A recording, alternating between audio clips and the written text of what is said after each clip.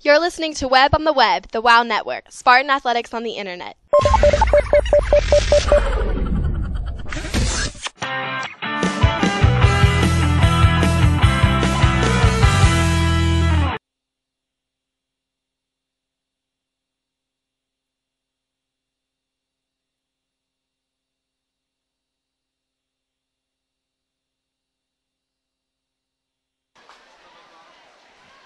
From the Allan Jones Intercollegiate Aquatic Center on the campus of the University of Tennessee, welcome viewers to Webb on the Web, the WOW Network, as we bring you the Tennessee State High School Swimming and Diving Championships.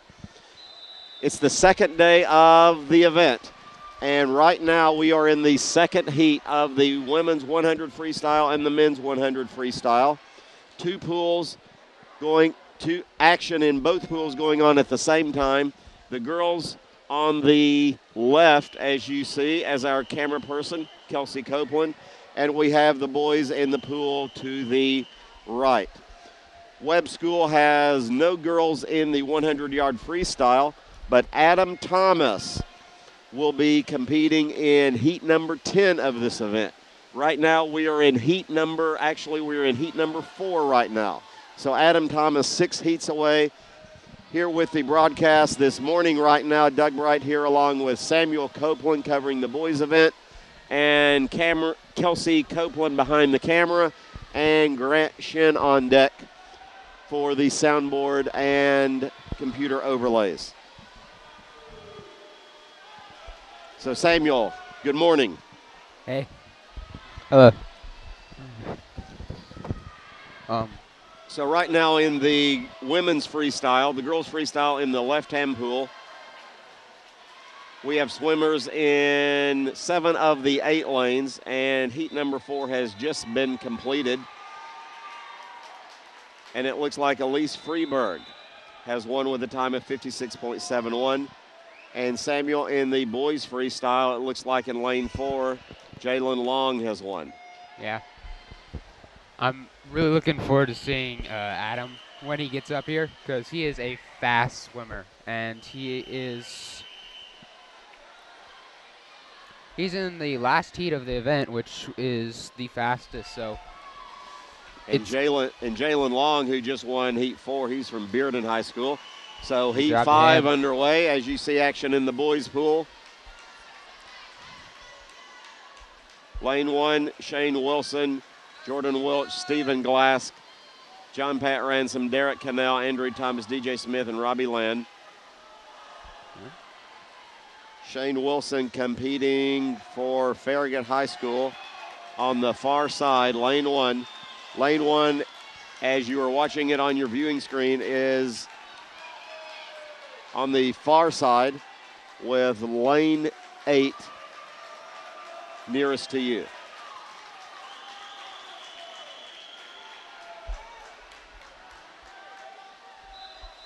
And it looks like Derek Connell from, I believe, Knoxville Catholic High School has won in heat 5 of the event. You are exactly right. So Samuel, I'm going to turn it over here to Grant Shin as he'll cover some of the girls' action for us.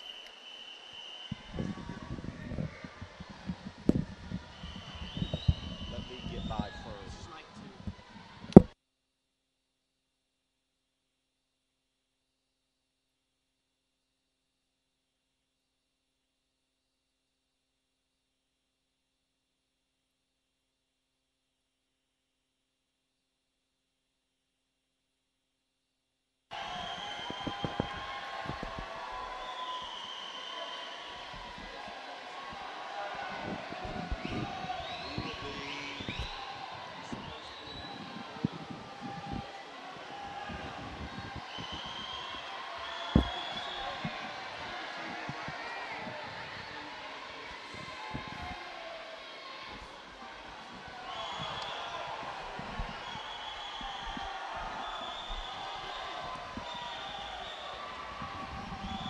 Yeah.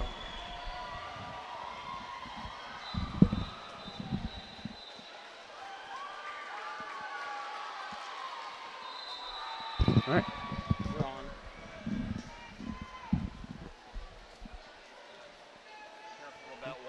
Yeah.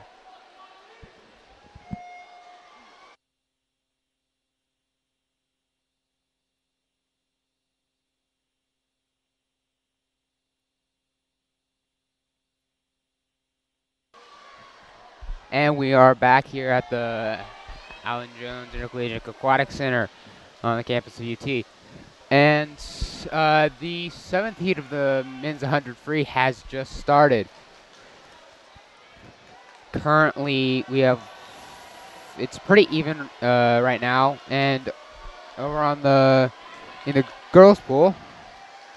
On the girls' pool, we have event number 13, which is the women's 100 free. Right now, we don't have any Webb girls swimming in that, but the next women's event will be event 15, a 500-yard freestyle. And in heat 4 of this, Jade Morton, a freshman, will be swimming. And in heat 7, Kaylee Rasnick will be swimming. So that's something to look forward to.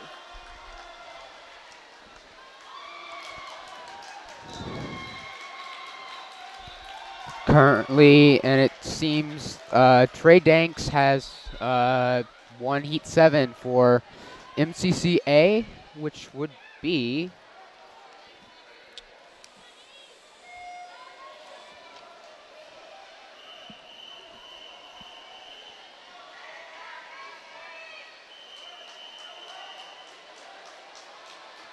I believe it's probably MCCAL, which would be Macaulay.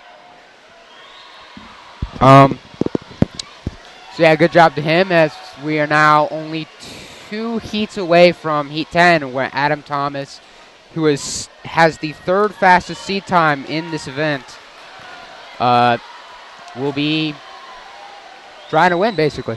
In his heat, per se. No. Yeah. We'll try to qualify, at least, for finals later on. But I'm sure he definitely wants to win his heat, and he probably wants to conserve some energy for the finals. Yeah, but he does. I mean, he's pretty competitive, so he's going to want to win just because he's going to want to win. Adam's a tough swimmer. If I know anything about Adam, it's that he has the energy to go on for a long time.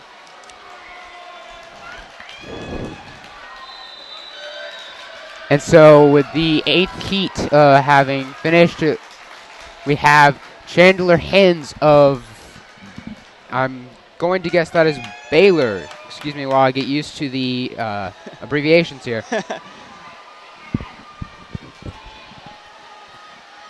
Yeah, and indeed that is Baylor. Baylor having won that heat with a time of 23:98. No, wait, excuse me, that was his lap time, I believe. It was, his final time was 46:18.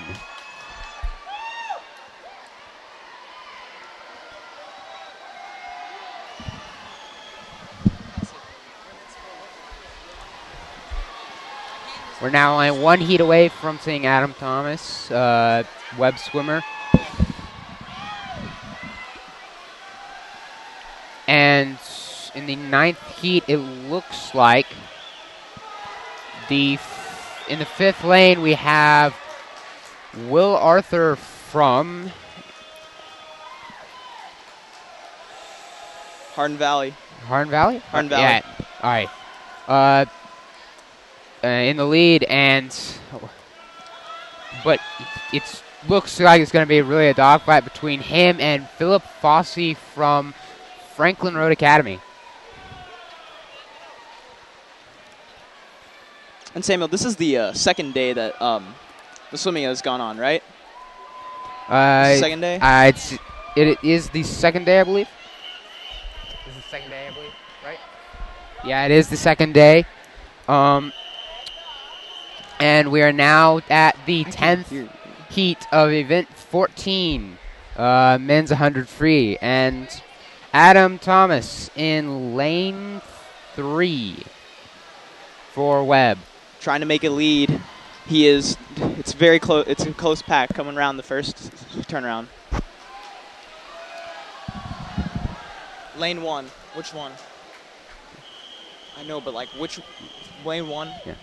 And for those of you watching at home, lane 1 is the farthest lane away from you, counting from the other end of the pool towards the camera for the lane numbers. Adam in a close 3rd right now. He's trying to going to see if he can make a comeback within the next 50 meters. And currently, it looks like he's going to come in third, right along with his seat time, and his final time looks to be 47:76. Just looking at the scoreboard right there, that looks like I have no doubt he's going to go to finals. It didn't really look to me like he was stressing himself, exerting himself overly. So I think he is definitely trying to conserve some energy for later events. Yes, and absolutely. Now that that event 14 is done. Event 15 has started on the girls' side, starting with Heat 1. 4 swimmers going in right now. Along with event 16 on the men's side, which both of those would be the 500 free. Yes.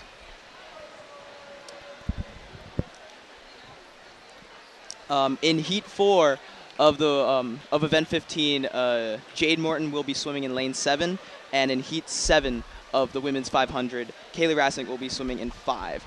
Jade being the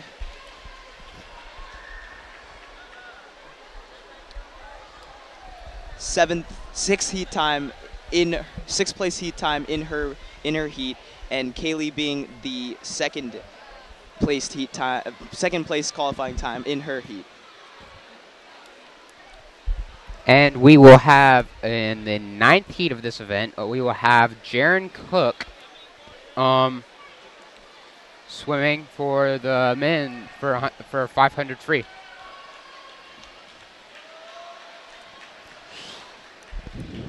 Currently, we have, on the men's side, we have in the 4th lane, Maximum Lamb from... Girls' side, guys' side.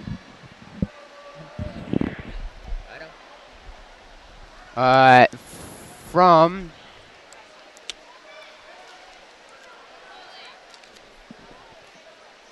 Macaulay, I believe. Yes, Macaulay. Is currently up in front, followed very closely by in lane 6. No, excuse me, lane 5. Nicholas Oste from BHS, which would stand for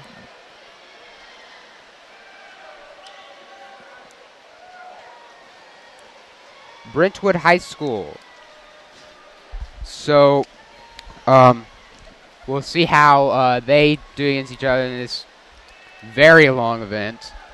500, that would be, if I can do the math here real quick, 10 times down and back, I believe? I believe so. So, this takes a lot of time. Yes. And quite a bit of endurance on the part of the athletes here.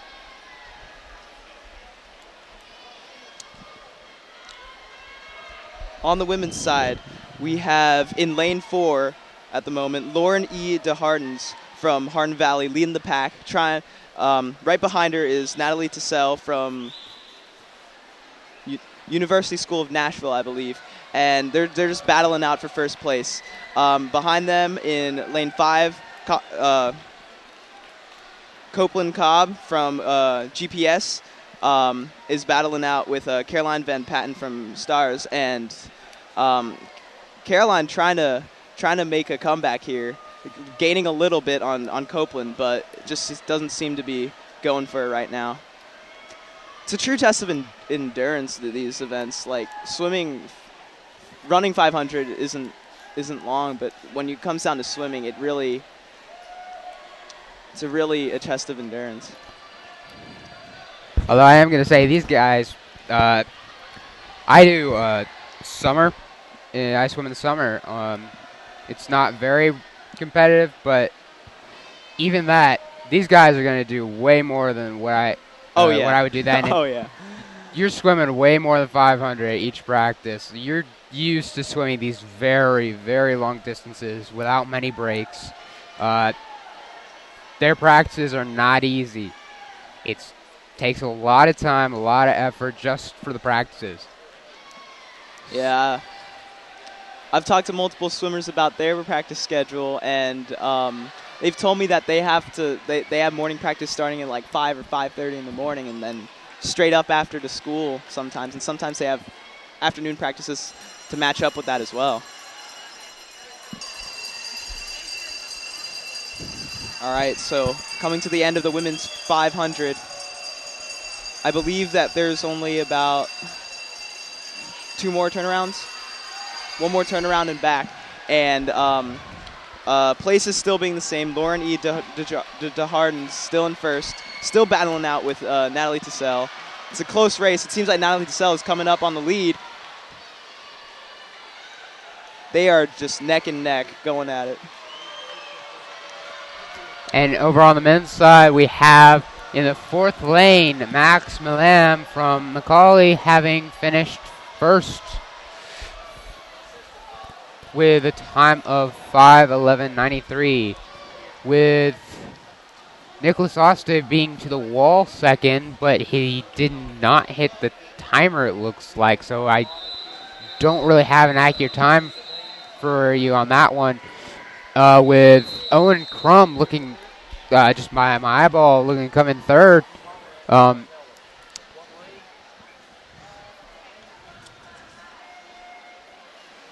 So the next heat 2 will start. Just to remind you all, in the 9th heat of this event, Jaron Cook will be swimming. He has a seed time of 4:50.43, which is the 5th, I believe, fastest seed time for this event for the guys. Heat 1 finishing over on the women's 500 free. Lauren DeHarden's beating Natalie Tissell by less than half of a second, 22 milliseconds. Close prelim right there. Heat 2 starting up on the women's 500. Full group this time with 8. Remember that in Heat 4, Jade Morton will be swimming, and in Heat 7, Kaylee will be swimming.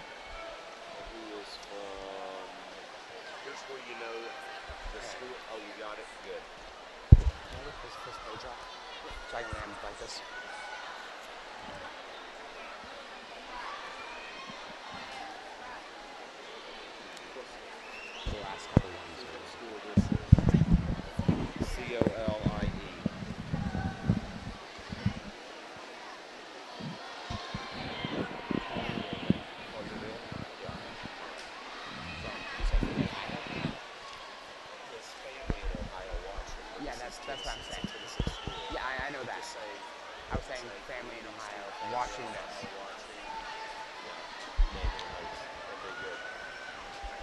I just want to remember where they were from. All right, and we are back here with still in Heat 2 of the Event 16, along with Heat 2 Event 15 over on the women's side. Currently, it looks like in Lane 3 for the men, Ryan Carpenter from NBA, Montgomery Bell Academy, is currently in the lead for the men. And close behind him is Cole Fisher from Franklin High School, seeming to be first and second right now, with a very tight race for third between most of the rest of the heat.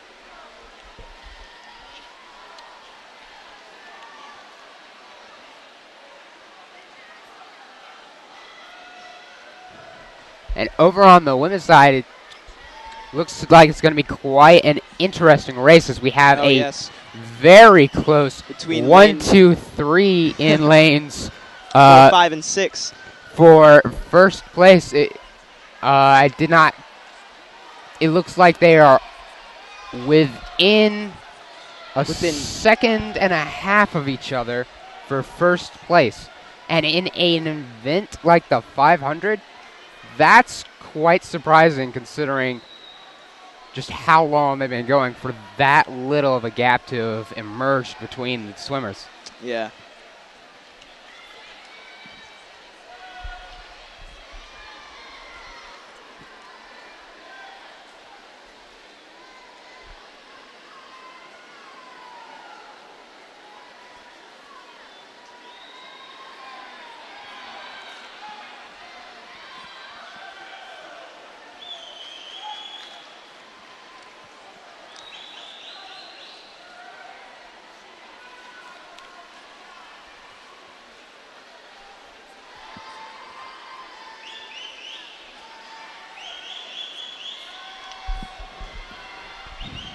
And as we are back looking at the guys, in the guys pool, not much really has changed as far as placing, other than the clump of people who were kind of fighting for third there for a while has started to split off, and it looks like two people really in line for third at the moment seem to be in lanes 4 and 7, which would be Seamus Fitzy in 7 for MUS, which stands for Memphis University School, and in lane number,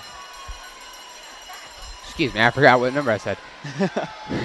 Seems like the gap has gotten wider. It seems like he has a clear holding of third now, actually. Yeah. From the time he started making that announcement. Yeah, now he's definitely pulled third ahead into third for right now. As I do believe that they're coming up in the last, if they're coming up on the last lap, if not this being the last lap. And indeed that was the last lap, as in lanes 3, 1, and it looks like in lane Seamus 7 is going to be third. Yes. So in lane 1, Ryan Carpenter, in lane 3 coming in first, Ryan Carpenter from NBA, and in lane 1 coming in second from FHS, which is Franklin High School, and the first place time for that heat was 15:19.0. I mean 5:19.0. I don't know what I'm saying. No, it did not take. To say, man. That would be. It did not take him 15 minutes to swim 500. Almost I could do that. Almost. I'm not a swimmer. That would be what me and Grant would do. Excuse me, I misspoke there. So we have over in the girls. On the girls' side, it seems like they are almost coming to a close. We have a tight race between lanes 4 and it just finished, and lane 4, Jessica Foss from STEM making first place with the lapping first right now with a 5 minutes and 52 seconds, and in a close, very close second, Tigris Nevins from GPS posting up a 5 minutes 52 seconds and 93 milliseconds within a second of difference. And considering it's the 500 free, that is an incredibly small gap in between the times. As of like halfway through that heat, there were 3 people tied for first there, like who throughout the half. Who looked like they were going to come in within a second of each other. One of those people did fall off. The other 2 kept up their endurance, worked really well, kept moving at a manageable pace, but their pace was fast enough to get first and second within a second of each other, which I just am astounded that 2 people in a 500 free could come within that close. It's just very, very amazing and kind of lucky. All right. Heat 3 has begun on the women's 500 free. Next heat, Jade Morton will be swimming in lane 7. I've also been told to make a shout out to the family of Daniel Hayes, who will be swimming in Heat 8 for the men in this event, from Collierville High School. So we're going to definitely watch for him in lane 1, Heat 8, I believe. Yes, Heat 8. Heat 8? All yes. right. And he has family watching this broadcast in Ohio. So thanks for tuning in. Thanks for tuning in. We're glad we could bring you this event. As the third heat of the 500 free has started. They are now on their second down and back, I believe. For the girls. For the men as well. For the men as well? Okay. Yes. The 2 sides are keeping in time with each other. Yeah.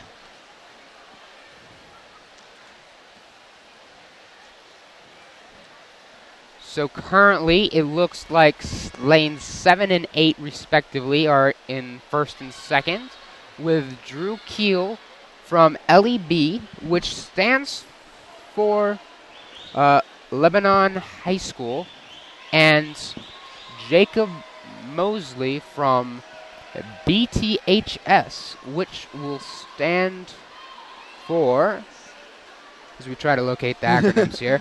Sorry for this. We hope to get more used to these acronyms as time goes on.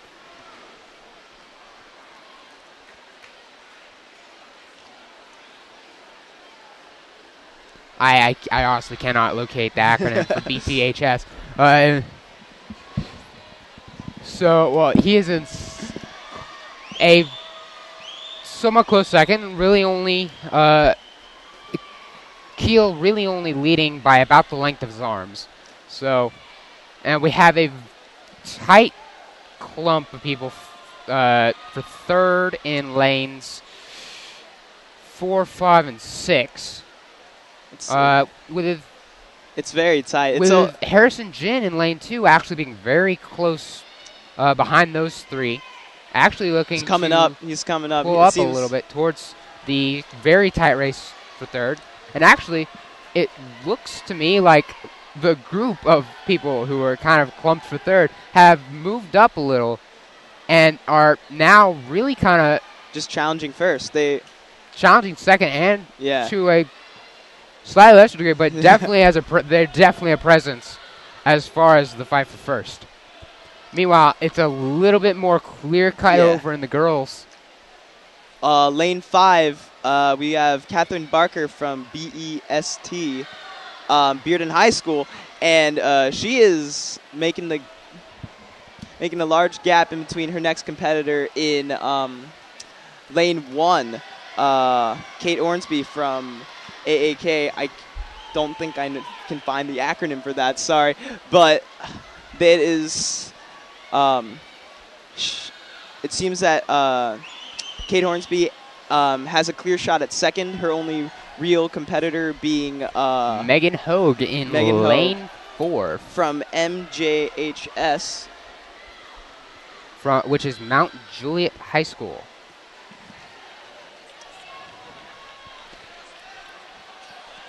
As the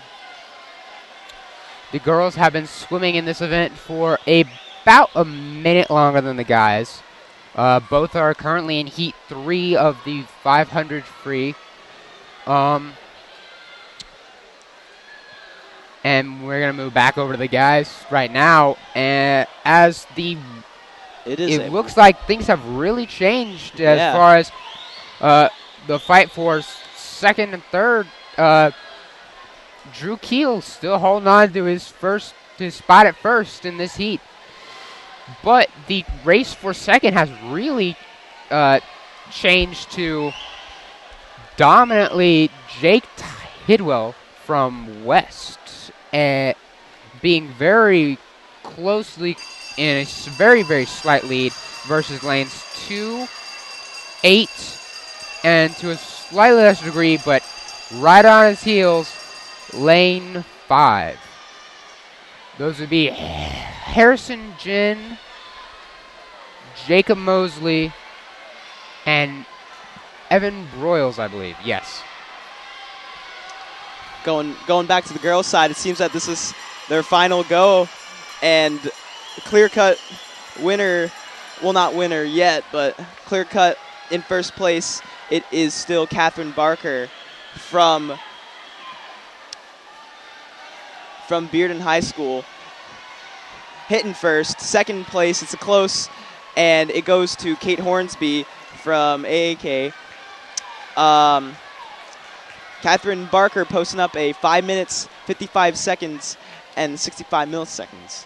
A close time to Kate Hornsby, who tried her best to go back, but fell short just a little bit with a 5 minutes and 57 seconds. I will say she was pretty close to me she was for the majority of that race. And over on the guys, and they just finished Heat 3 as well. First place being Drew Keel, held the lead that entire 500 with a time of 5:22. I don't know what it is, me trying to put double digits on the minute spot here today. Excuse Excuse me about that. So he's got 5:22.63 with Jake Tidwell coming in second with 5:23.24 over here. All right, going back to the girls' side, it is Heat 4. We have Jade Morton swimming in lane 7, keeping up the pace.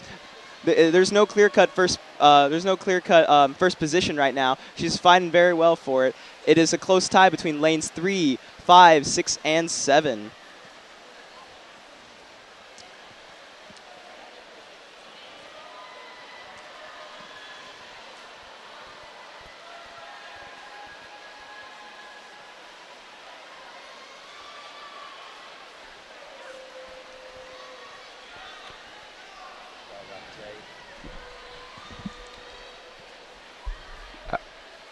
We're going to leave the camera over on the girls' side, but I'm just going to speak about the guys real quick.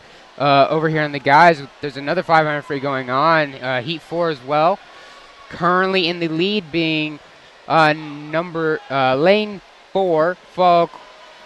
It's a close fight for second between lane 1 and 5. Lane 4 being Evan Luther from BTHS.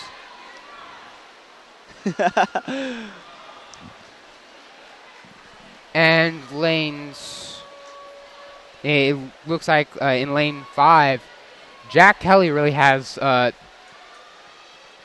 secured a second place spot as of right now.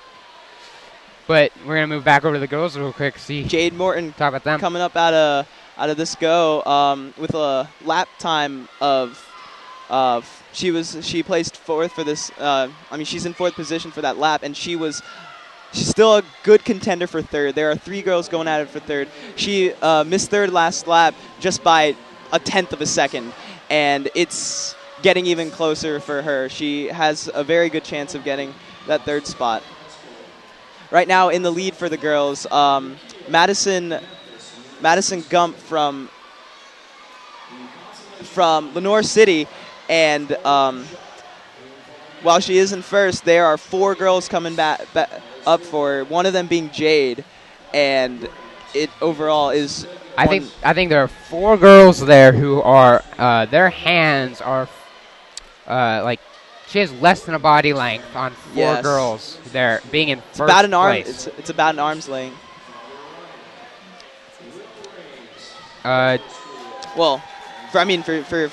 Yeah. So there's a very, very wide range of people who could come out with the first place for this heat. Hearing from the overheads, we have Adam Thomas qualifying for his finals in 100 free, which is nice. We will be seeing Adam later today, going for a high placing.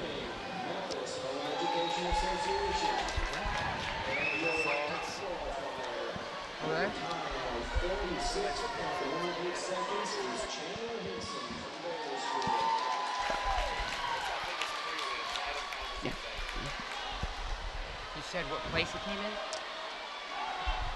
I'm sorry, I was trying to listen to our teacher director there. I don't know if you said this, but Adam came in 8th. He did. As far as prelims, which I'm sure he would have liked that better, but I don't think it really cares, seeing as what really matters is that you make it. To finals, and then finals. That's where it matters. And meanwhile, the race really hasn't changed all that much over in the girls' end. In the girls, Jade losing a little bit of distance from the other girls competing for second. Right now, Madison Gump now has new competition with first. She has Morgan Artungit from Lebanon High School going up against her. Both going for first, and they are very close. Jade getting third on that lap, only trailing about a little under a second. About half a second. About half a body length. About half a body length. But she is very closely trailed by Ann Fitzpatrick from SGIS, which stands for St. George's Independent School. So Jade Morton in a very, very close fight for third. I believe Slightly leading right there at that lap. But she is also very close to the first and second place for this heat. Jade trying to make a comeback. It is the last go, and trying to pull up second. She is within about an arm's length of being ahead of the second place girl. Going in only about 10 yards left, and it's close. It's close. Oh, man. She could. Third place. By about. Literally about half a second. Literally about half a second. Her time, 5 minutes, 17 seconds, 19 milliseconds. Less than half a second behind first place, Madison Gump from Lenoir City. In second place, we have Morgan Tunget from Lebanon High School. Hold on, if I'm reading that, she was 0.08 seconds behind second place. Dat math, that's Samuel. Like, dat math. That kind of stinks to see sometimes when you know you're that close. Well, it is the prelims. There is a whole day of swimming ahead of us. Yeah. And she is a freshman, right? She is a freshman. So she's got plenty of years of swimming ahead of her. But meanwhile, over in the guys, Jack Kelly came in first for Heat 4 there. I didn't get to read the time there before the next guys jumped in the water. But, I mean, that's the way swimming goes. They keep going without you. Yep.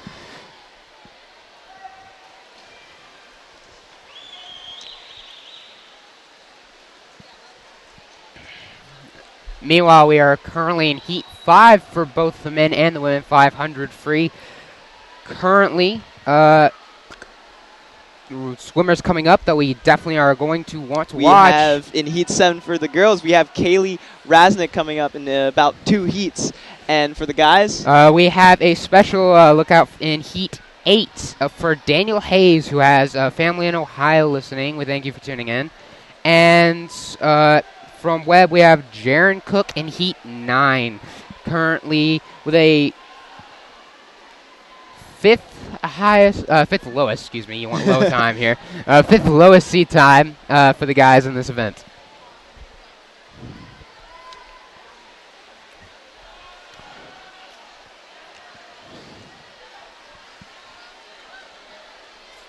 So currently over in the guys pool, we have in lane 6, the clear leader for them at the moment, Kellen Patey. I hope I'm pronouncing that right. I'm sorry if I mispronounced that. From USN, which stands for University School of Nashville? Yes, it Got does. it. Starting to get used to it. Glad you're memorizing these because I am not doing that well with that. As far as second place, it's a relatively close race between lanes 3 and 7, with Clay Evans in 7 having a very slight lead on Brant Hudson in lane 3. Over on the girls' side, we have a tight competition between lanes 3 and 4, Kara Cooney and Madeline Ford. Their last lap, they were within half a second of each other. Coming up behind them, there seems to be a near 4-way tie between lanes 1, 2, 7, and 8. Catherine Kindy in 1, Abby Kent in 2, Tessa Hall in 7, and Nicole Jones in 8. Seems that Abby Kent is close to a comeback into second, about 1 body's length away. And looks like right as you say that, yeah. Kara Cooney in lane 3 decides she doesn't really like that, starts pulling ahead. Lane 4, sorry. Lane 4. No, I'm saying pulled ahead of for second place. Yes. And starts really threatening that first place anyways. Madeline Ford in lane 4 still holding that first place by about half a body length. Making a big lead on that turn. She got the better part of that. That was a very, very nice turn there. She really got good push off the wall. Really lengthened her lead by quite a bit there. Yeah. Just on the turn alone. Yeah. I'm impressed, to be perfectly honest. First, second, third, and fourth, they're all evenly gapped about now. Actually you're no, missing over here in lanes 8 and 7. Nicole Jones and Tessa Hall trying to come back very close, and although it did look like it was lining up pretty nice and neat there in lanes 4, 3, 2, 1. Yeah, it was like a diagonal line, almost perfectly. Going back to the guys in lane 6, I believe. Yes, lane 6. Kellen Patey from University School of Nashville. Still keeping having his lead. A very substantial lead of about 2 body lengths, actually. As one of the 2 sides is going into their final lap, I believe it's the girls. I could be mistaken on that, though. No, they've got one more. They've got one more turnaround. As now both boys and girls are in their final lap regardless now. It looks like Kellen Patey is going to have a nearly half of the length of the pool lead for his first place in that heat. That was clear victor there. No questions about who won Heat 5. Posting up a time of 5 minutes, 3 seconds, and 97 milliseconds. With second place being Clay Evans with a time of 5:12. Nearly 10 seconds later. On the girls' side, we have Madeline Ford making first. Her time is being processed. 5 minutes, 39 seconds, and 46 milliseconds. Coming in second, actually, Nicole Jones. It seems she did make that comeback. About 5 minutes, 43 seconds, and 13 milliseconds. In third, it was Kara Cooney. Nicole Jones managed to pull that comeback out, managed to pull the second place spot out of Kara Cooney. I must say, I am very impressed with all the swimmers who are doing the 500 free. Oh, yeah. It is a very long, very physically tiring. Yeah. You have to know how to pace yourself very well for this. I'm impressed with all of them, to be perfectly honest right now. As Heat 6 starts up in both the women's and the men's. In the next heat for the women's, we have Kaylee Rasnick swimming in the fifth in lane 5 with the second best qualifying time for that heat. We will definitely be watching for her.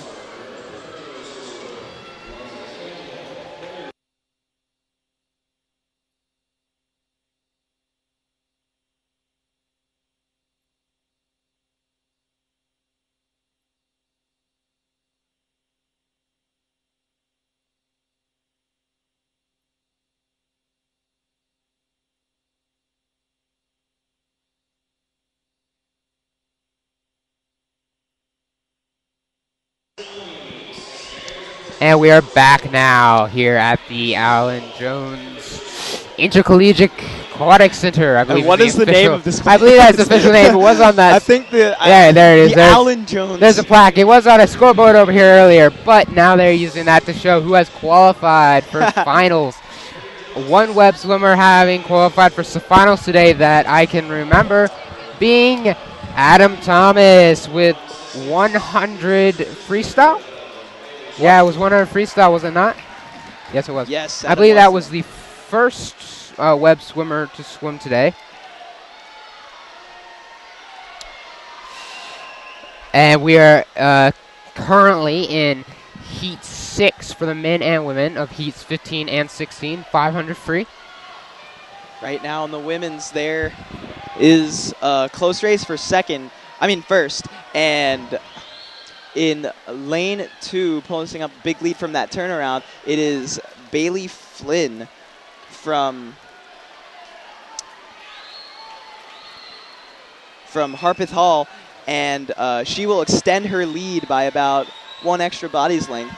Coming in second and Bailey Flynn's major contender right now, it is Ann Dasso from... Really about on her heels. But Yeah. in swimming, when you're stretched out on your heels, it's pretty far back, honest, to be perfectly honest here. And over here in the guys, we have in lane 6 with a very substantial lead. We have Jackson Houst from Macaulay, I believe. Yes, it is Macaulay. I like these acronyms when you know them, but until you get until you got to memorize it, they're really got a pain. And until they stop putting ones that don't seem to be on our little cheat sheet of acronyms for high schools. So Samuel, are many like high schools from across the state come to this, right? Well, I mean, we have Memphis University School, University School of Nashville. I'm sure that drive was fun. There are a lot of teams from very far away here. I don't know where many of the schools. I don't know exactly where they are, so I just picked some with the city in the name. Yes. So, I do know, like, for instance, whenever we go to, say, I can't find a good one right now. All right. Regardless. Ignore all that. I'm just blabbering at this point. Just kind of passing the time as we watch a Jackson House from Macaulay cruise to victory in his heats right now. Actually, exactly. There is. He lost about at least a quarter of the pool's length, if not half of the pool's length lead. And now he is actually in second by just about a foot or two to lane 4. Scout Walls from, I believe it is Elizabethton High School. There we go. Making right on the right at the buzzer that change happens. Jackson House in lane 6 for Macaulay, who had held a very substantial lead for the entirety of that heat. Knocked off by Scott Walls from Elizabethton High School with a time of 4:56.55 to take first in the heat. Very nice timing. That's what I was saying earlier about the people who swim 500 free need to know how to pace themselves extraordinarily well. I take it that it was Scott Walls. I take it he knew that he was going to conserve his energy for those last two down and backs there, and he did a very good job with that. Over on the girls' side for Heat 6, just finished Bailey Flynn from Harpeth Hall, making first with the time of 5 minutes, 17 seconds, and 12 milliseconds. Coming in second, Ann Dassau from Chattanooga Christian School, posting up 5 minutes, 19 seconds, and 78 milliseconds. Coming in third, that was a tight race for most of the game, Emily Byrne from Ravenwood High School, posting up 5 minutes, 33 seconds, and 0.07 milliseconds. Close race for third in that Heat 7 has started over in the guys' pool, and Heat 7 is about to start for the women with... We will be watching Kaylee Rasnick. She has a green cap on, probably for Webb, and she will be in lane 5. We will see how she does. As they move out, no clear leader yet, as they're all kind of moving at Kaylee losing a little bit off of just her dive, making it back now in first at this moment. Battling with lane 6, Deanna Caltonborn. I apologize. And it is a close race. Between first and second, who Hannah Sisler has taken second, actually, from MHMS. I'm going to guess it's a Morristown Hamblin High School West. Kaylee making a big lead off of that turn. She's ahead of the pack by about a body's length to the next contender, which has shifted back to Deanna Caltonborn. time between Kaylee and next closest, who is in second place, about a second. Kaylee leading by a second, yeah, about almost which a second. Really is about what we've seen today as far as the normal differences between first, second, or first, third. Oh, I haven't been a lot closer than that though, so we haven't seen many leads that are massive, except for one of the 500s in the men's. There was a lead about by a whole lap, and that was probably the biggest lead we've seen today. Kaylee making her lead go only up.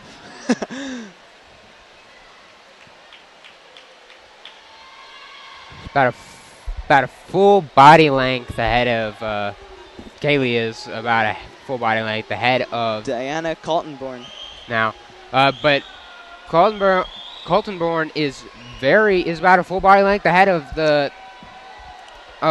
third place, which is a very close between it's a three-way battle between lane 2, 4, and 7. Originally, lane 1 Hannah Sisler was a big contender. She has fallen behind just a little bit. Although we do need to keep in mind here, it is 500. That's a lot of lap, a lot of time for something to happen. These races, the lowest seed time for the guys for this event is 4 minutes, 18 seconds. That's a lot of time in swimming. And over in the girls, the fastest seat time is 4:47. So lots of time when you have a 500 free for a lot of things to happen, people to shift around quite a bit. Lane number 6, Diana Kaltenborn from St. Mary's Episcopal School, making a comeback against Kaylee, taken first. Kaylee now is in second. There being a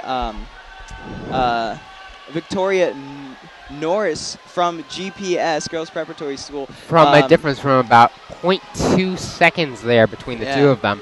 So very close for Kaltenborn and Kaylee Brasnick from Webb.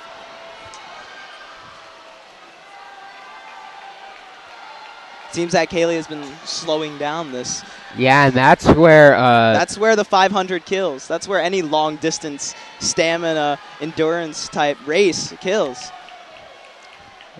Do you happen to know what grade Kaylee is in? Kaylee is a junior. All right. Taking up second now, Victoria Norris, just surpassing Kaylee off that last lap. Kaylee still holding a strong hold on third. As I'm going to cut in right here, we have Hayden Burns taking first in Heat 7 for the guys with a time of 4:37.91 with, I didn't get to read the second place. It was from FRA, second place for that heat. I'm sorry I missed the name and time for that one. But we have Heat 8 for the men's 500 free, and we have we definitely want to take a look into lane 1. Daniel Hayes from Collierville High School, I believe. Yeah, Collierville High School. We have been informed that he has family from Ohio watching this broadcast, and I think for the third time, we're going to thank you very much for tuning in with us. Thank you very much for watching. We enjoy all people watching. Very much enjoy having people tune into the broadcast. Luck to Daniel Hayes.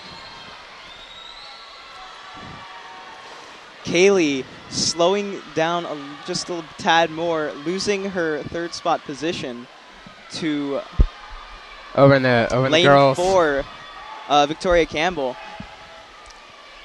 It seems that that is the thing to go. It's that endurance and pacing really for the 500, or to a lesser degree events like say a 200 or a. Not so much a 100. For me, pacing would be a deal on 100. For these swimmers, no, they could do 100 without breaking really a Kaylee sweat.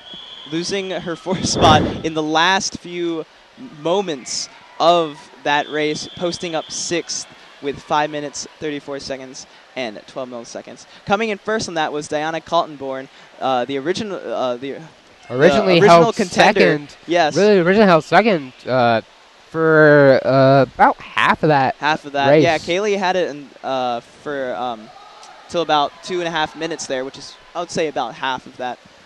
Meanwhile, over here in the guys, we have in lane 4, the clear leader is Sam McHugh from Baylor. Baylor. That is Baylor. And it's a close race for second. Currently with a Slight lead in lane 3. that would be Nick Lamson from FHSS, which stands for... I'm going to say that's Farragut. Farragut High School. Yeah. Yeah, all right. So, yeah, I believe that. Yeah. I don't actually know what these S on our sheet here has the acronym for then the an school, SE. and then it has a hyphen SE. It's just crazy. So I actually kind of want to check out what that means sometime. I'll get to you all if I find out. But just a little tidbit of information about what's going on here. Meanwhile, currently in third, a very close third, Arthur Vidine, I can't, yeah, from BHS. It is a very close race between him and lane 6, Elliot Vander.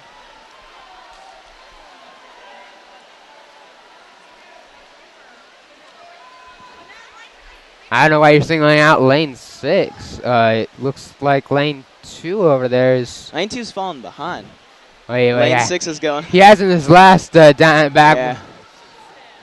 Yeah. When you said that he was in lane 2, Mark Rusnak was pretty close to him, and he is catching back up right now. Catching back up. He had a bout for third. And he actually was in third for just a little bit. Falling behind now. It is... As I do believe that the bell guys have entered the final down and back.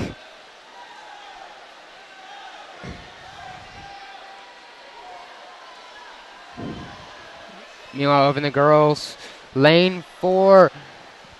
Tatum Wade from CPA.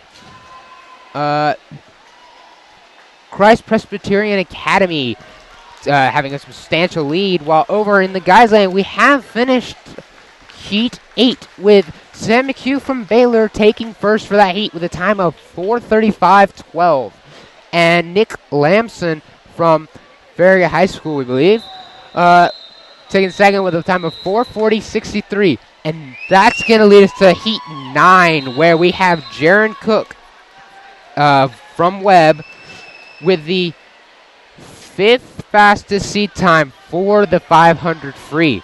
Again, Daniel Hayes, we thank all the friends and family of Daniel Hayes for watching, and I'm sure he thanks you for his support. I meant to get the time for it. He placed 5 in that. We will hope that he qualifies for the next round. Jaron Cook in lane 2 with the classic green hat. I'm going to suppose that all the swim cats for the Webb team are neon green, standing out from everybody else. No, it is a tight race from just about everybody. It seems it's going just about by qualifying times. Jaron going for tied for about second. And I just want to make a note that the top 16 times for each event are the ones who will qualify, meaning Daniel Hayes, who came 5th in the second fastest heat, probably will have a very good chance of qualifying for finals later. When you get to a new event, tap me and I'll change it on the screen. It's still 500. It's good. As we have Heat 8 for the girls and Heat 9 for the guys.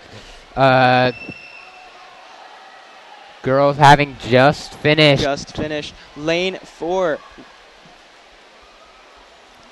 Tatum Wade Tatum from Wade, yeah. CPA, which was Christ Presbyterian Academy.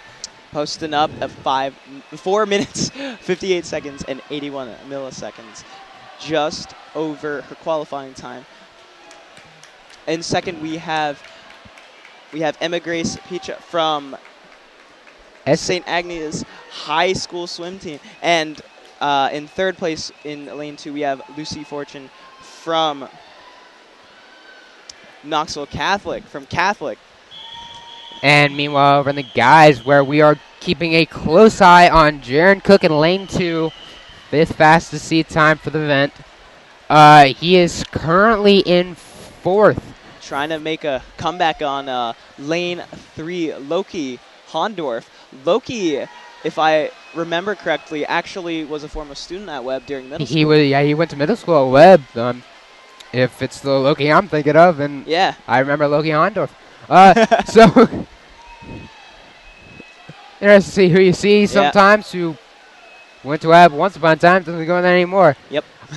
Meanwhile, in very close fight for first, lanes 4 and 5, Evan Pinion and Christian, I believe the name's cut off on the scoreboard, so I'm going to look that up on my sheet. Christian Baker, yes. Within half a second of each other. Coming from, I believe, that is, yeah, it's Bearden and Farragut High School.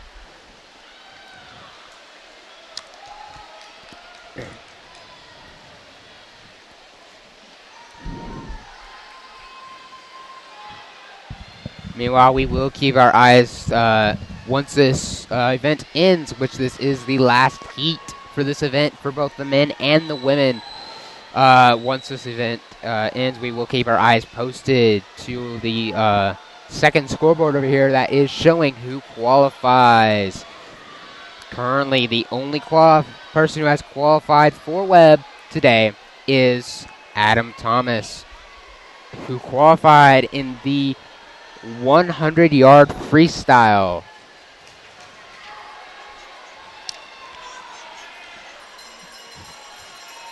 Coming up after both the women's and the men's 500 free will be I believe, at least for the women's 200-yard freestyle relay.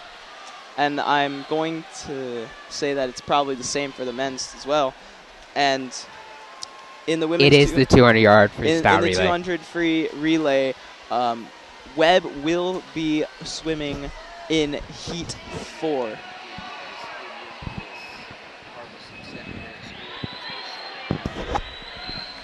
I have just been informed that Evan Pinion, who is in lane 4, Miss Harbison, the man's at the front desk there in the high school.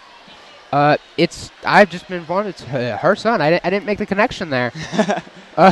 So he got third in that event. He held first for a good amount of time. But like we said, when Adam came in, I believe he came in, I don't remember what he came in his heat, but they do need to, it's not necessarily who comes in first in this one. This is qualifiers. You need to make the top 16 times for the event, not necessarily heat, the event. Jaron Cook in 6th for that heat. 4 minutes, 50 seconds, and 78 milliseconds. Coming in first for that was Christian Baker. Looking at times, it looks like Jaron will have a very good shot at going to qualifying. Yeah. I do believe he's going to qualify. He was in the top, Loki coming in second. Top heat. He came in 6th. Not bad at all. So, people, we're going to keep an eye out for now. On the board up there, we have... People we're going to definitely keep an eye out for are Daniel Hayes from Collierville High School, Jaron Cook from Webb, and Evan Pinion, son of Miss Harbison, the person who mans the front desk at Webb High School. Very nice. I really like Miss Harbison. Always nice when I need it, when I'm coming in late, running around trying to get into class. Oh, Samuel. I try to get to school on time. I really do. I really Do you try. now? Yes, I do. All right. Back to the swimming. You're not here. You're not here to. The men's 200 free relay starting up. You're not here to listen to Grant rib me about being late to school. So 200 free relay. Each one of these swimmers will swim a 50. So this is more like a sprint event than the last one. You'll see big difference in how fast the swimmers are moving. Because the last one, they're trying to conserve their energy throughout the entirety of a 500, 10 down and backs. This one, they just need to go down and back once, hop out of the pool quickly, so that their teammate can get down and back as fast as they can.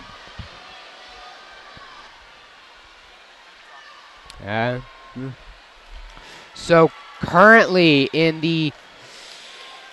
over in the girls real quick for the last heat of the 500 free, we have Morgan Flynn coming in first for HH, which is Harpeth Hall, with a time of 5 minutes and 0.9 seconds.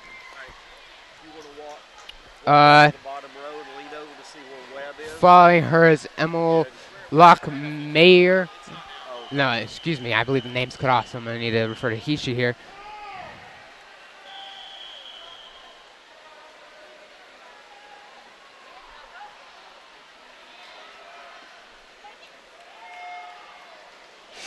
I do believe I'm looking at the wrong.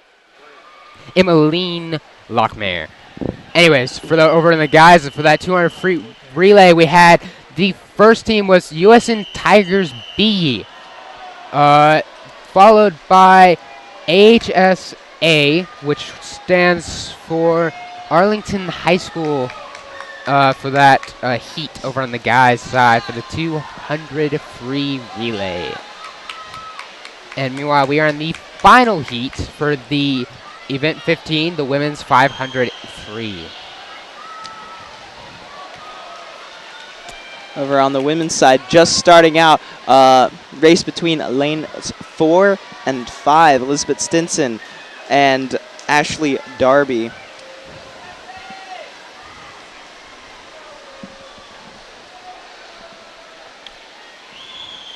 And meanwhile, over here in the where we're doing some relays on the guys' side, we have in the lead currently is why can't I not speak today? SHHS, which stands for. As if singing Samuel is searching for the name. There is Science Hill High School. Their B relay is in first currently, followed by MUSB, which is Memphis University School. And Memphis University School is being. I believe the B's donate different relays. Yeah, that's what that is. Yeah, I don't know. A relay, a B relay. I'm not sure if I've ever seen a C relay personally. All right, on the guys' relays, I believe that is the end of that relay, with Memphis University School pulling ahead at the end there to take first. Can you get Senora to give me water, something? No. agua. Oh, paper.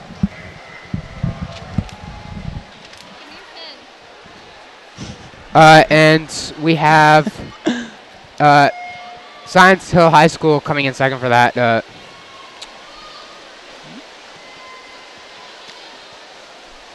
That relay. Excuse me while we're trying to get some stuff sorted out here at our little impromptu broadcasting station up here at the top of the building. Top of the stands. Just after about, after about halfway done with the last heat of the women's 500 free, in lane 4, previously really sparring with lane 5, it was Elizabeth Stinson in lane 4 and Ashley Darby in lane 5. Elizabeth is from Harpeth Hall, and Ashley Darby is from Hardin Valley. It was very close, and Elizabeth Stinson is pulling out a lead about 2 bodies lengths away, and it's getting bigger. And over here on the guys, we have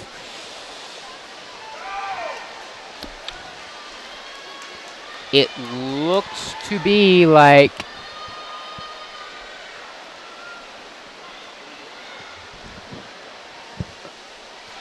I'm having trouble figuring out who's first, because it's the relays are really kind of that one race that's the most likely to have you're gonna have people lapping others because it's a sprint. Yes. But at the same time, it's also distance. It's a sprint, so you have the changes in the gaps between people changes much quicker than like say the 500. High School posting up first. Yeah. In second, we have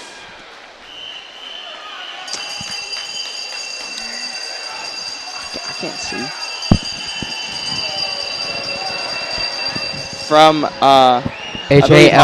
Halls, yeah, and it says Hall right there. Why are we in third? These acronyms are making us paranoid. Yeah. And in third, I believe it was the Wilson Central swim team making third. Yes, as I was saying, the relays really are that perfect combination of different factors that it's most likely an event for someone to lap someone else because it's a sprint, so gaps are changing a lot, but it's a long enough event just overall that there's enough time for those changes, those gaps to grow. On the girls' side, Heat 10 finishing, Elizabeth Stinson pulled out a 6-second lead off of Ashley Darby in the end. From Harpeth Hall taken first. In second, Ashley Darby from Hardin Valley with 4 minutes, 59 seconds, 24 milliseconds. And lastly, Lucy Castro from, I believe, Mia with 5 minutes, 4 seconds, and 56 milliseconds. Yeah. Elizabeth Stinson is going to be definitely one to watch in the finals. And she can pull out a 6-second lead. She was really close with Ashley Darby until halfway through, and then she just pulled ahead. Yeah, but she was in the fastest heat. Heats go from slowest to fastest in swimming. So 10 out of 10 heats. She was seeded first. She came in first in her heat. I do not think we've seen a lower time for that event today.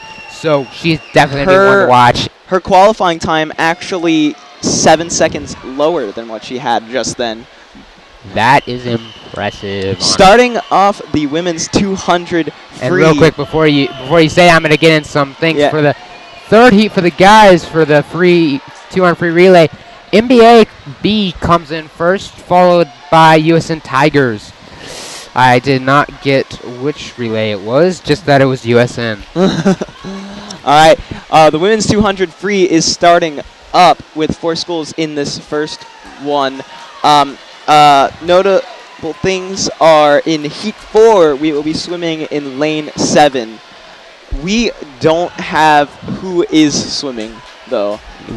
On these heat we just sheets, know that we're swimming. On these heat sheets, which are the stock heat sheets that you can buy up at the ticket counter, we get who's swimming, but we get all the teams, but we don't get the people in the teams. When it's written out, when it's a single-person event, it is written out. You have the name, you have the age if it's put in. Some of these people do not have ages recorded in the heat sheets. You have the school, the seed time, and then at the end it says T and QT, which I'm actually going to try to figure out what that means sometime soon. It's not really that important because everyone has the same thing out right there. Right now, GPS heading up first. Pretty large lead as well. Over on the guys' side, seeing some green caps going around. We are racing on the guys in Heat 6, the next heat. You can see them getting pumped, some of them jumping around, getting ready. Again, we don't really know who's in. We don't know. We don't know the individual swimmers. All that's in heat sheets for things like relays is school. You have your school, whether it's an A relay or a B relay, which denote different teams that each school has in the relays, Yes. and their seed time. That's all we have All right. for relays. All right. Yeah. Can you identify all of them? I think one of them is Adam. All right. All right. Starting off. Currently, all right. So we are in heat 6 for the men, event 18, 200 free relay, and Webb.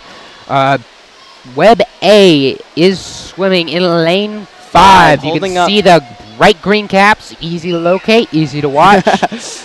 Holding up a 4th in that first leg of the relay.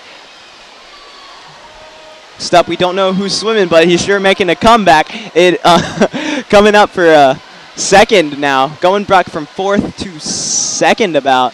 Really a close fight between 1st, 2nd, and 3rd. And on these relays, one big thing is going to be the start. Really, Yeah, because the they have start. to start 4 times. Normally, it's not. I mean, it's a big deal in most races, but normally it doesn't make All or right. break it. In a relay, those starts can make or break because you have to do them 4 times. Whereas normally it's the turns that'll get people. Lead shifting from lane 6 to lane 4.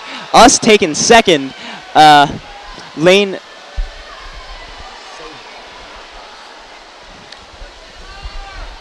And Webb holding 2nd closely. Lane 6, Franklin Road coming up close. And it'll go that way. NBA holding 1st, Webb holding 2nd. And sorry, yeah. NBA first, Webb 2nd. And Father Ryan High School have Yeah. 3rd with times of 126, 126.09, 128.17, and 128.81. Yeah. And that was heat 6 of the the men's men's 200 free relay.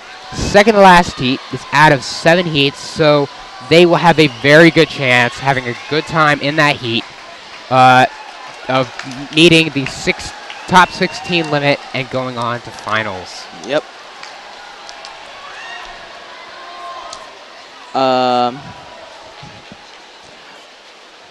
Heat 2 ending, I believe.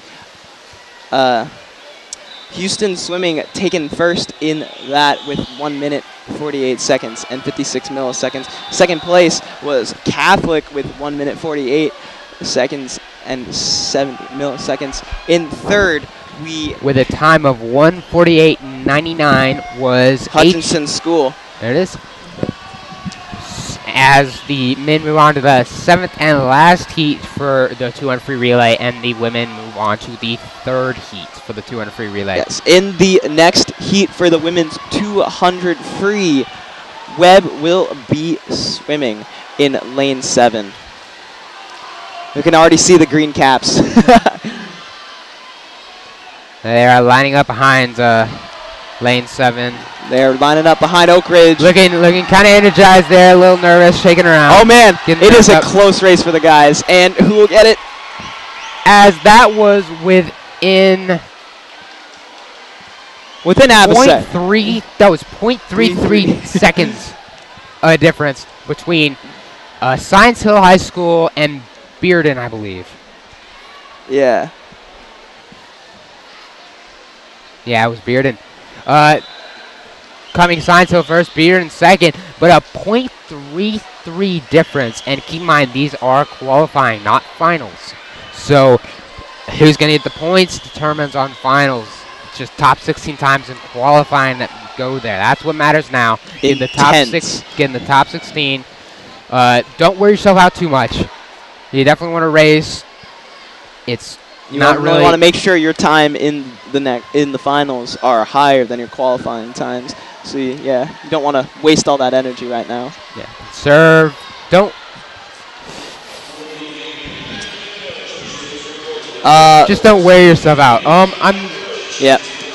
Heat 3, I believe, it is about to end with Oak Ridge posting up first, and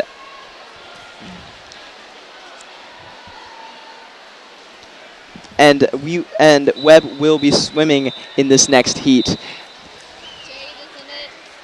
Jade, who previously swam in the women's 200 free, will be swimming second leg. Otherwise, Camilla will be swimming in third leg, and we can't really identify. We apologize for getting partial identification. Only partial identifications. We are trying to eyeball these. It's only made possible. In fact, we go to school with them, but it's still kind of hard because everyone's got the green cap, team swimsuits. They're wearing the same thing, hair covered. You can't tell by hair color or anything like that. Very minimal features to tell these people apart. So Jade jumping in. Webb making fifth the first leg. As it looks like the guys pool, I think they're just waiting for the girls to finish up event 17 so they can move on to the 100-yard backstroke at the same time. Making a comeback just like she did in her 200. Giving us fourth, making one place up from that first leg. And the other thing about the relays, not only are the race that's most likely to have someone lapping someone, but at the same time, they're also the most volatile.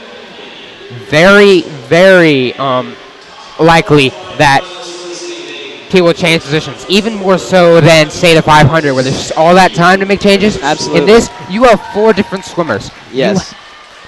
And sometimes if one team just happens to have 3 swimmers who are really good at stroke, and they just cannot fill that 4th spot with a 4th really good swimmer, it's very not consistent. Not as consistent as the third leg, bringing single us person races. Close to that, and on the 4th leg, Webb makes third, and coming back from 5th in the first leg. So a very respectable place, especially considering they were seated 6th. Yes. In that heat. And it looks like the guys pool has been until the casual swimming. Until the girls catch up, the guys pool has been turned into a cool down pool, kind of as overflow for the cool down pool over in the diving well, which seems just completely filled. So there's probably lots of freestyle and backstroke. Backstroke is the next event. Yeah, and we're seeing that that warm up going on. I assume there's quite a few people down there getting flag counts for their backstroke turn. Oh yeah. So as the 5th heat of event 17, women's 200 free relay is in fact going on right now. We have in close first, second, third lanes 5, 7, and 4, which is BHS, MHS, and HVA. Those will stand for Brentwood High School. Hardin Valley, and the second place was Maryville High School. It almost feels like a waste to spend the time looking up these acronyms because especially in these relays, I was saying they're really volatile, the placing, because 4 swimmers, different abilities for each swimmer. Yeah. By the time we get those acronyms, what they are, the thing is over. No, by the time we get the acronyms, what they are, who's in first, second, and third's changed. Yeah. So,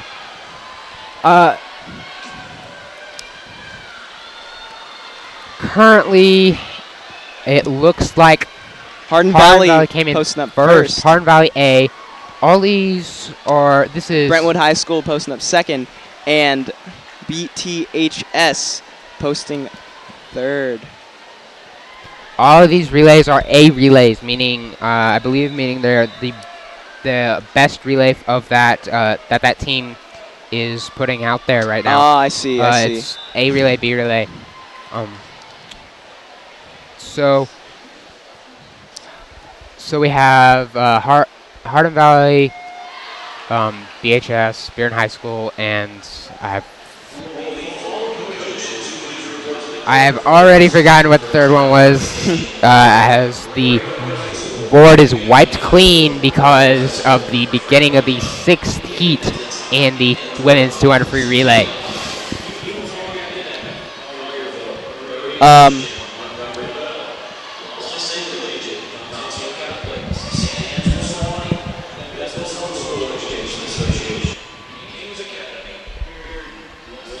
Currently, it is decently close between lanes 3 and definitely close between lanes 3 and 4. About half a length behind is lanes 2, 5, and 6. And with lanes 2 and 3 being CK and Baylor. All right. We do want to add that today there is a basketball tournament going on at the Lee Athletic Center on the Webb School campus. If you want to tune into that, I believe Esau Harding's broadcasting team is covering that currently because we are occupied here at the swim meet. So if you want, it will still be on our page. It is linked to our page through the TSSAA Play On Network. They will be hosting the broadcast, and the boys and the girls. The boys and the girls will be playing, both, I believe, in the finals at 3 for the girls and then 4:30 for the Division I tournament that's going on. Meanwhile, over in Heat 6 for the girls, first place was HH, which is Harpeth Hall, with second being Baylor, third being Catholic, and fourth being Farragut.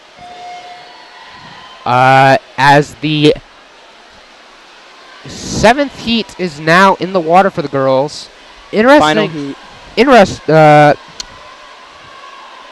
All right.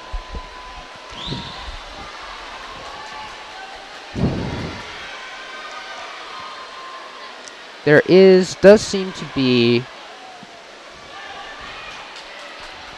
a clear leader right now in lane 4. Yep. Baylor varsity. Baylor A. Yep. And we do have an update. They are posting the 500 frees. And it is the top 16 to qualify, correct? Yes. We will be looking for mainly for Webb Webb swimmers, and we will keep a special eye out for Daniel Hayes and Evan Pinion in the 500-yard freestyle. All right, so I do not believe there were. Jade and Kaylee both swam that 500. Jade and Kaylee were in the 500. There.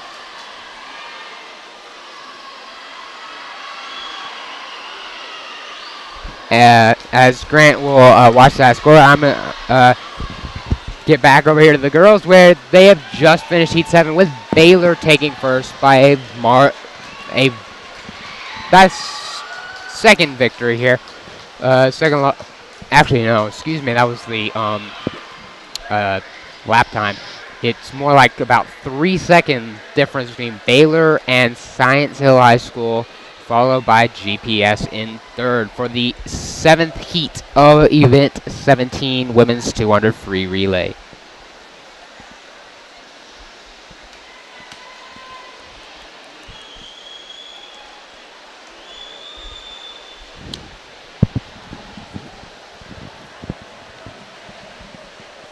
I do not believe any Webb swimmers have qualified for finals for the 500 free. Unfortunate for especially for Kaylee Rasnick Jr. She's got another year though, no problems there, and especially no problem for Jade Morton, because freshman. she's a freshman. Had a pretty good time. Great time. 3 years to improve. Playing, she can get better. Kaylee did get. Kaylee got 31st. I am not sure what the cutoff for consolation is. I believe there's a consolation spot. I could be mistaken. And it looks like the girls' pool has also stopped and is doing cool downs right now. So as we have a break in the action, just a quick recap. We have one qualifying Webb swimmer in Adam Thomas in the 100-yard freestyle. Came in 8th, if I remember correctly. I believe so, yeah. 8th. Doesn't really matter, though, because qualifying time, place in qualifying only determines your seed. It just determines what lane you will be in for finals. As long as you're in the top 16, it does not matter. You will still be in that race for first through 16 for points. That's what these swimmers are after, points for their team. I actually am going to see if I can locate the point breakdown for placing. I'm not very used to high school swimming. I do swim in the summer. I do not know if it is the same, though.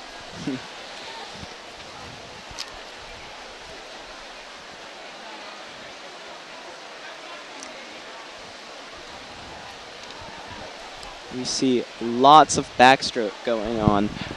Next, event 19 and 20 for women's and men's respectively will be the 100-yard backstroke. As Samuel said, many of them are probably getting their stroke counts with the lanes. Their flag counts, so they know once they hit that flag, they have so many strokes before they flip over, do a turn. That turn is, for a high school swimmer, it's a must. No doubt about it. It'd be like the difference between someone in freestyle just hitting the wall and turning around versus doing their flip turn. It's major. Only in backstroke, it's harder to do. And because it's harder to do, once you learn to do it, makes or breaks. It makes an even bigger difference. So even though it's not really as stressed, you think freestyle, and you definitely know you definitely think of the flip turn.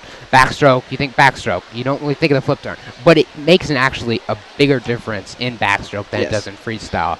At least that's what it is in my experience. For these 100-yard backstrokes, no girls will be competing for Webb, but in Heat 8 for Webb in 8 of 9, we have John Meyer posting up the third qualifying time for his heat, second fastest heat, and third qualifying time, second fastest heat. We will be we look looking out for him to possibly qualify for the 100-yard backstroke.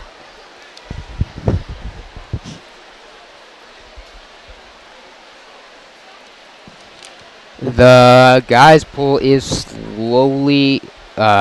People are slowly getting out. Slowly hanging onto the edge.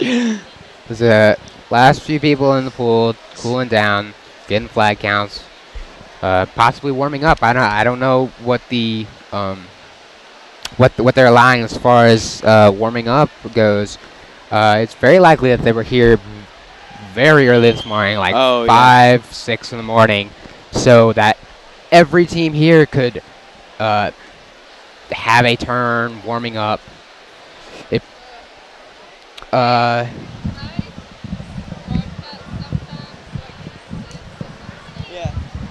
So, as the swimmers are taking a break right now,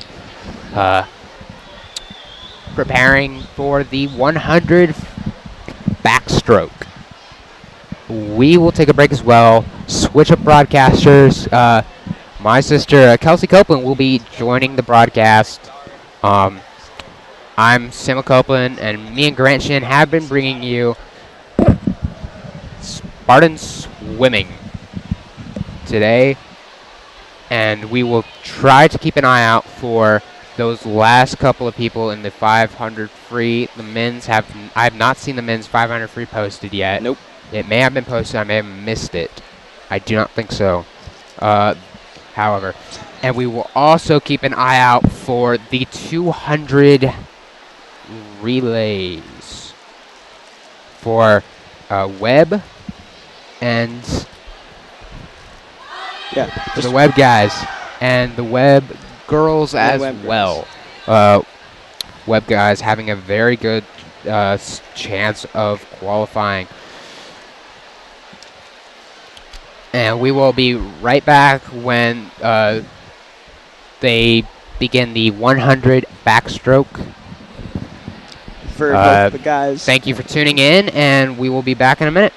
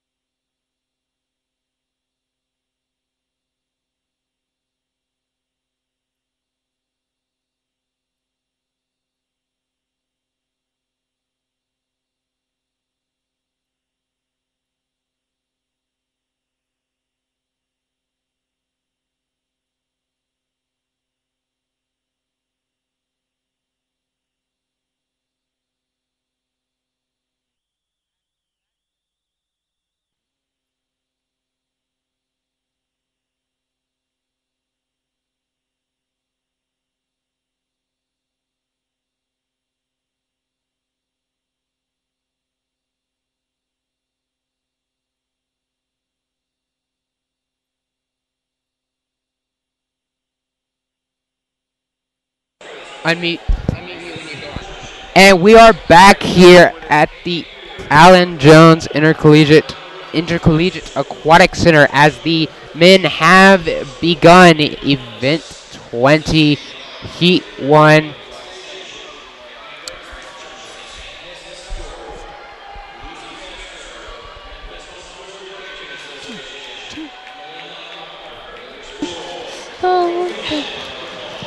As the first heat for the Event 20 men 100 back has indeed finished, with Aiden Sears from Bearden placing first with a time of 1 minute 1 second .12. And Guy Shelton from CRS coming with very close second with 1 minute and 1.32. Okay. Only a 0.2 second difference there between the two of them. CRS being Cleveland High School. Cleveland High School, and I'm welcoming my sister Kelsey Copeland to the broadcast, going to help me cover the women's side of the pool. Keep an eye over there because the men's and the women's events are going on at the same time. Currently, the women are taking a 15-minute break that I was looking at the schedule here, and the 15-minute break between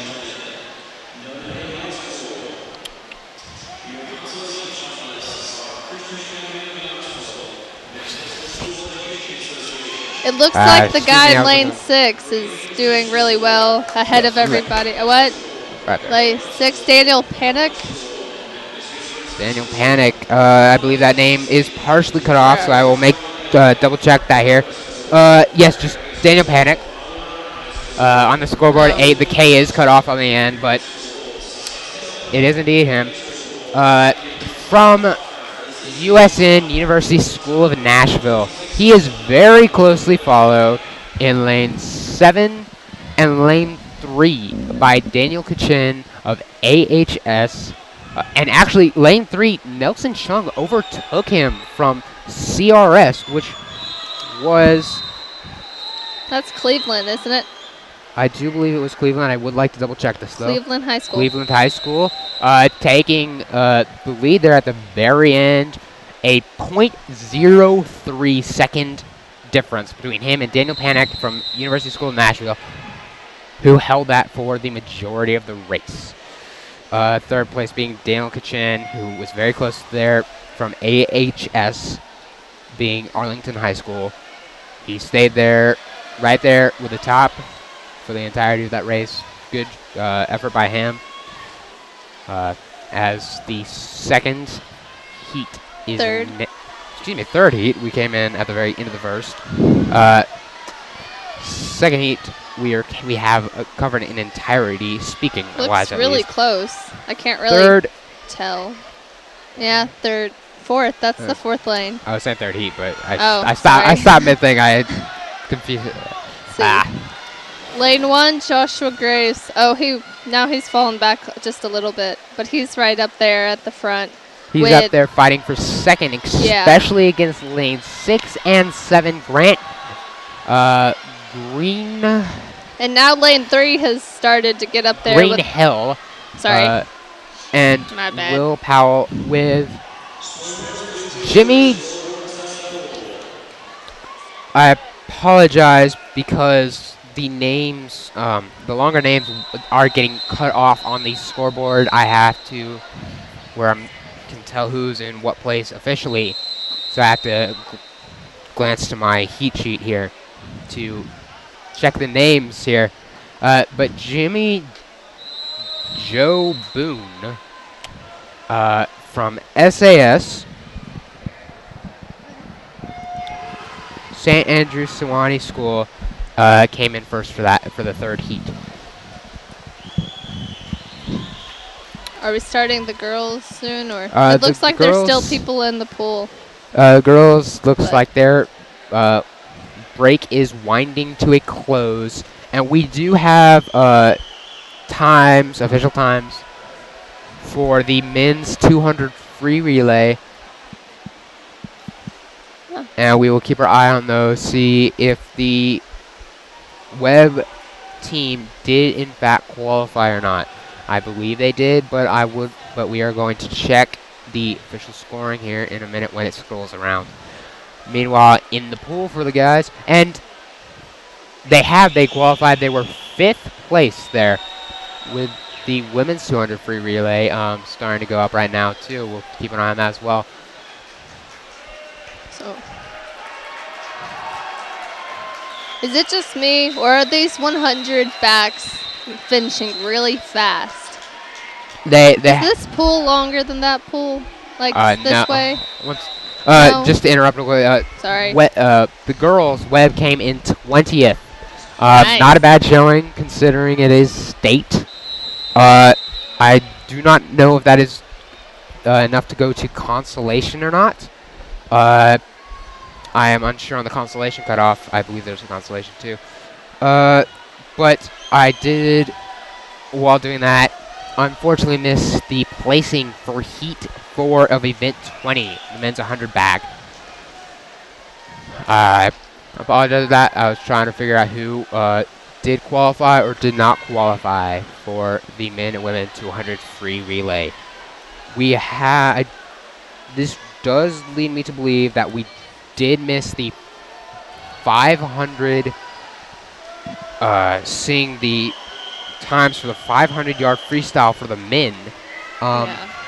Definitely, we will definitely want to find out who qualified for that, because there are 3 people we are watching in the 500 free for the men.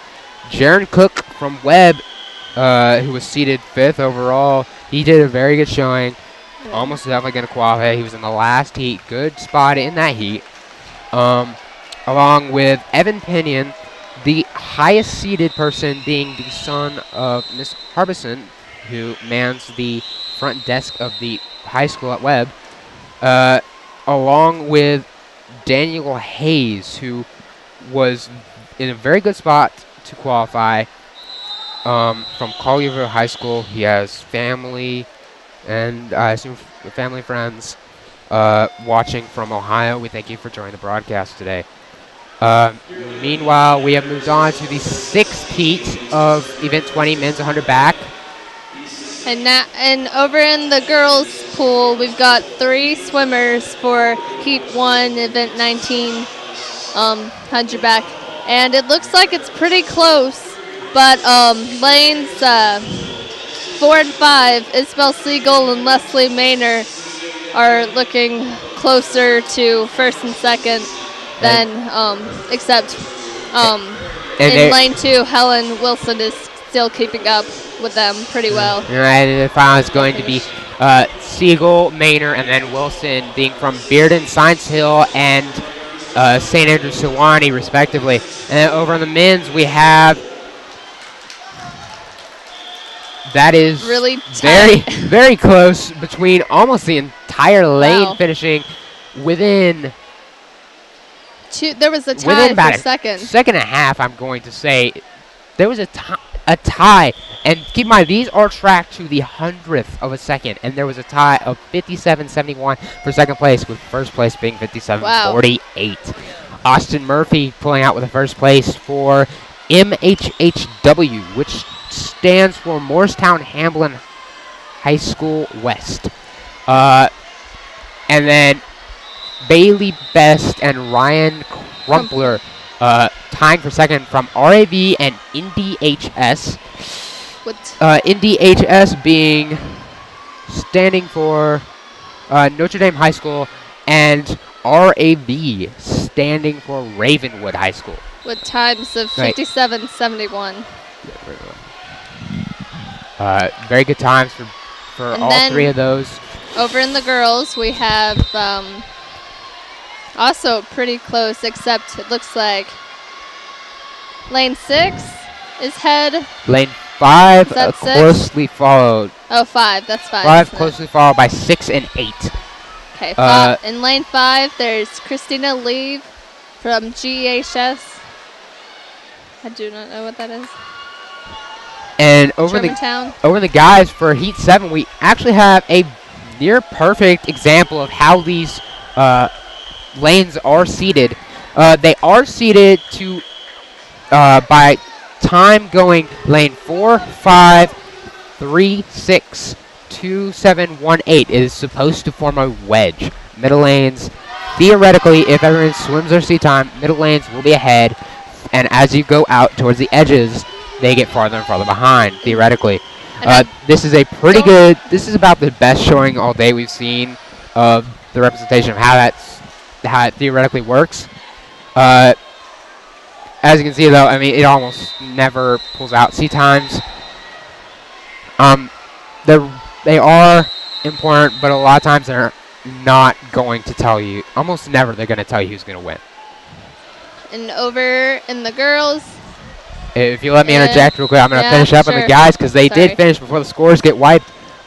Taylor excuse me, the name cut off. Taylor It went away. That was Heat 7. It was.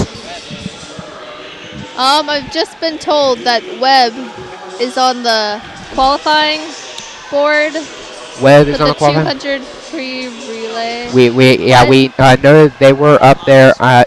Oh no, just kidding. John Meyer is swimming. John Meyer is swimming. I am in lane 3 in the boys for backstroke, 100 meters. Got my heat sheet turned around. Look on the wrong page.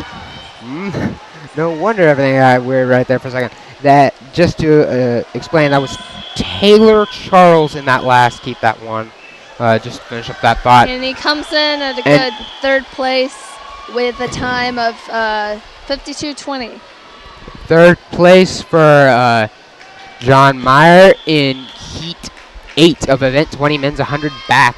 First place in that was Chatham Dobbs from MBA with a time of 48.69, followed by Pace Clark from MUS with 48.92. MUS stands for Memphis University School. And over here in the women's, we are on heat 4 of event 19, the women's 100 back. Looks like lane 1. What? Right. It looks like lane 1, 5, and 6 are more in the front, but it's really hard to tell. Also 7 are kind of shooting for first and second. Yeah. In lane 1, Mary Grace Arnold from GPS has the definite lead at the moment, but not by much. The rest of the race is we still have relatively close. It looks currently like in lane 5, Casey Wood is going to take second, and she does. Yes. Times for that were 32.56 by Mary Grace Arnold. Yes. I do not have the women's in front of me. That is in front of Kelsey. So, for GPS taking first in heat 4, and over here in the guys we have Luke Kalizak from Baylor taking first in heat 9, and that is heat 9 of 9. That was the fastest heat, so he will take. That was likely the fastest time for the event for the guys. He had a time of 50.78 for the 100 back. Taking second was Jacob Kelso from MHEA, which stands for Maya. I do not recognize the name. Probably an out-of-town team. That's all that's written on the thing. Is just MHEA. If that's an acronym of itself. So I'm sorry, I do not know what it stands for. The boys look like they've moved on to breaststroke. They are on event 22, heat 1, and it is the 100 breaststroke. Except the girls are still in 100 back with lane 4 pulling ahead. Jordan Greenberg from COLI. That would be Collierville High School. And I think she got first. No. As lane Megan 2. Kelly overtakes her and wins by 0.03 seconds to win that one. Very close comeback. Last second takes it for OHS, which stands for Oakland High School. And over here in the guys, they have just in the first heat, event 22, men's 100 breaststroke with Paul Carmicha. I believe that is the full name. I will make sure. Carmicho. Score by cut off the last couple of letters there. Also from Oakland High School right now, with a time of 1 minute 7.17 seconds, with Philip Carty of CAHS coming in second with a time of 1 minute and 8.44 seconds. CAHS stands for Carter High School. So those two guys come in first and second for the first heat of the men's 100 breaststroke. Heat 6, meanwhile, is going on for event 19, the one's a 100 back. in the girls' pool, looks like they're coming to the end here. Seems like lane 7 and lane 1 kind of close. Yes. No, that was 8. Sorry. In lane 8, Keely McCullough from SCA got first. And Ellie Winsler in lane 1 from SCA BHS. stands for St. Cecilia Academy. And Ellie Winsler got second from Brentwood Christian High School. No. Brentwood High School. No. That's Berean Christian High School. It was just BHS, not BCHS. Oh. Brentwood. Brentwood High School. So, as the guys seem to have taken an unusually long break between that last heat and this heat. I do not know why. But they are about to start their second heat. And the girls are on heat 7 out of, how many are there, Kelsey? How many heats are there? I'm not sure. 10. That's 10. There's 10. It All right. says 10. All right. 10. I'm sorry, I was looking at the event before it. You didn't flip the page. Yeah. What? Oh. Meanwhile, up and coming, we have in heat 3 of the 100-yard breaststroke, we want to watch out for Frank Romano from Webb. He's a sophomore. He will be swimming in lane 2 in the next heat. Are there any up-and-coming girls, Kelsey? Not that I know of. What? They will be marked. They'll be marked. What? Oh. Frank was playing b-ball yesterday. Yeah. Yeah, I'll mention that. What? Anyways, we have over on the girls who started their 8th heat of event 19, and the guys have finished the 2nd heat of the men's 100 breaststroke with Brandon Sloan of DBHS, which stands for Dobbins Bennett High School, coming in first with a time of 1 minute 6.1 seconds. And next, as the boys start the 100 breast, Heat 3. Frank Romano is in lane 2, and I bet he's kind of more tired than some people here because he had one basketball game last night. He had a basketball game last night, and the big one against Catholic was on Tuesday. And then he came here. No, he came here to swim yesterday, I think, and then he went back and played basketball, and now he's back here to swim some more. He has had a very physically demanding week. Catholic game on Tuesday, high pressure. He got to play substantial amount, if I remember correctly, in that game. That's definitely a physically demanding game. It's major rivalry here, the Webb Catholic game.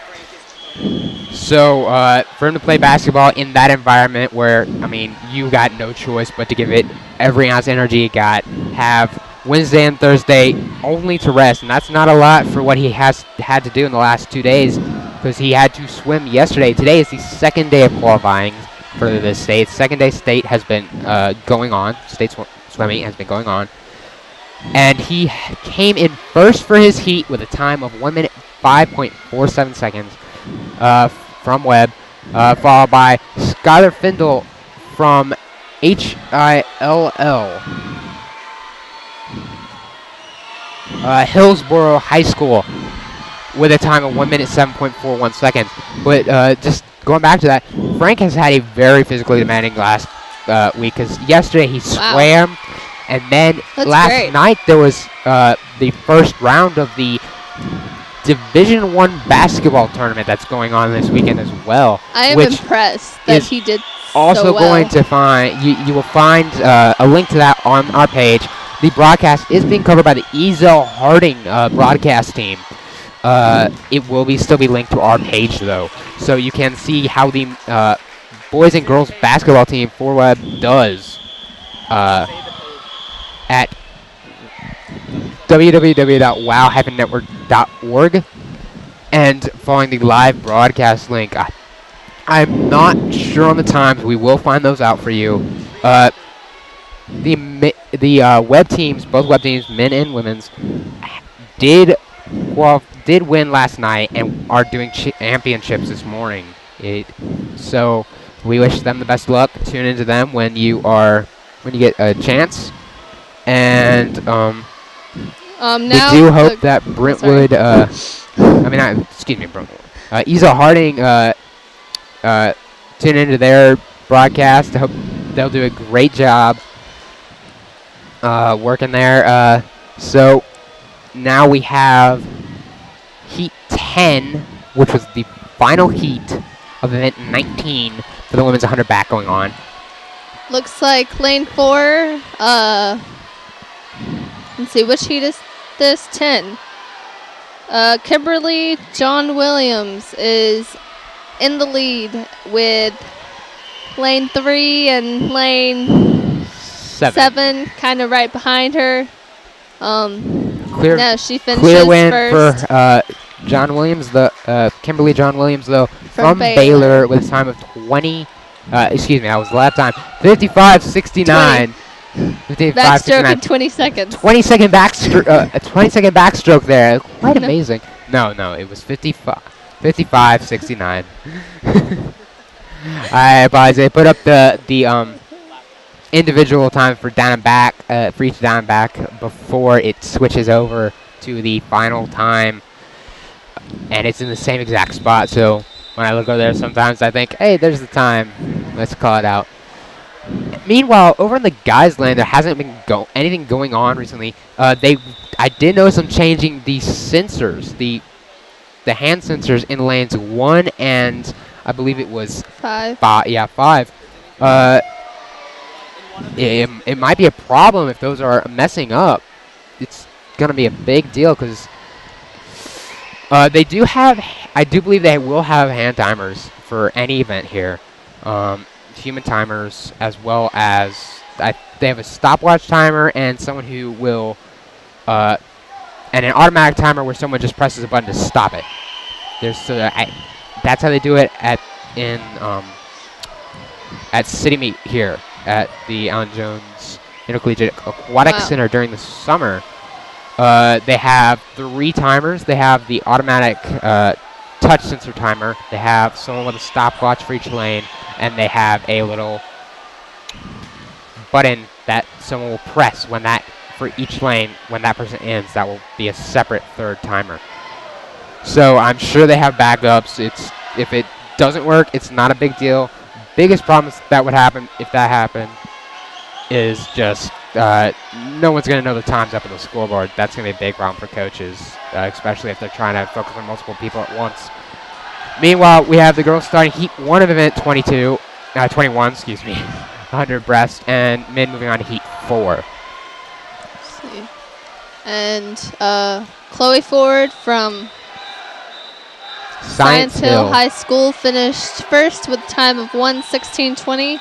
And the thing that's really important on this breaststroke is how if getting out there and getting a glide to get ahead of everyone. And a lot of people, they try to like churn over fast with their arms, but the one thing that you really want to focus on is gliding, so you get more distance covered. And over in the guys for Heat 4, Jonathan Sicht.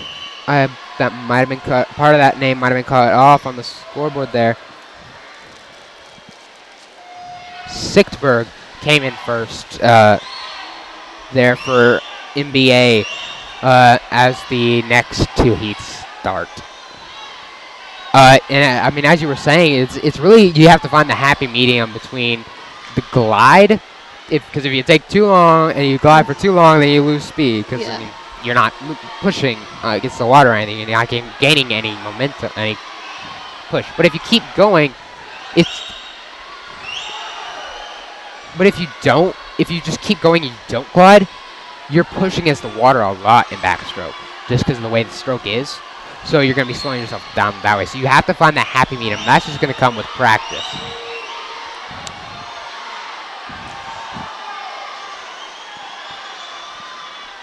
And now in the boys, we've got lane 4 pulling ahead.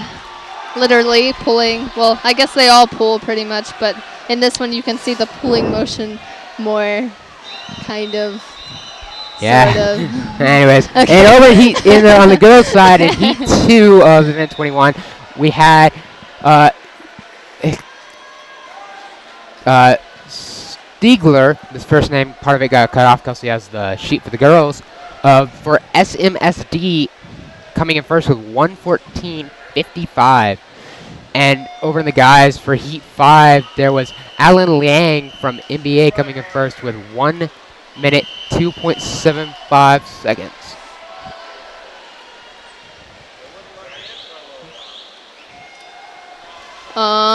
The boys just started over here, but the girls are turning around, and they've almost finished 50 of their 100. Lane 4, 5, 6, and 7 look and 1 look pretty. They all look close. It looks but like 4, 4, 7, and and 7. 1 seem to be pulling out just a slight edge on the pack. And meanwhile, over in the guys, we have lanes 4, 2, and 8 pulling ahead over here. 4, 2, and 8 being, I'll name them in from 2, 4, and 8. Joshua Dunkel from OHS, Clay Robbins from Science Hill, and Kaylin Douglas from Collierville. OHS does stand for Oakland High School. All right. 3 of them are the 3 big guys on this side as the girls' Heat 3 is ending right now.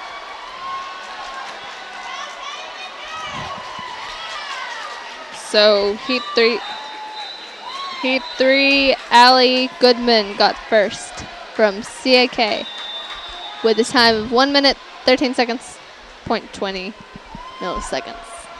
And over in the guys, Clay Robbins in lane 4 from Science Hill High School got first in Heat 6 of the guys 100 breast with a time of 1 minute 3.17 seconds. He was followed very closely with a time of 1 minute 3.26 seconds by, if I can find my teacher here, swimmer from Collierville High School. Didn't catch the name. I will find that out right now. It was Kaylin Douglas. That's right. That was Kaylin Douglas in lane 8, who was almost very, very, very little difference between those two swimmers right there. We are currently in Heat 4 for the women and Heat 7 for the men. These are out of 9 total heats for the men. And 8 for the women. We do not have any upcoming swimmers that we are watching specifically for this event for the men. Do we have any for the women, Kelsey? No. There are no upcoming swimmers. The only swimmers in this, in the 100 breaststroke that we are particularly from Webb, or that we are particularly watching, or that we know of otherwise, are Frank Romano, who swam in Heat 3. Okay. And just now for the girls, starting Heat 5.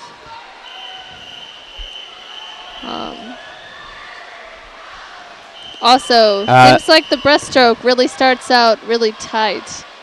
It has. It was doing that for the backstroke as well.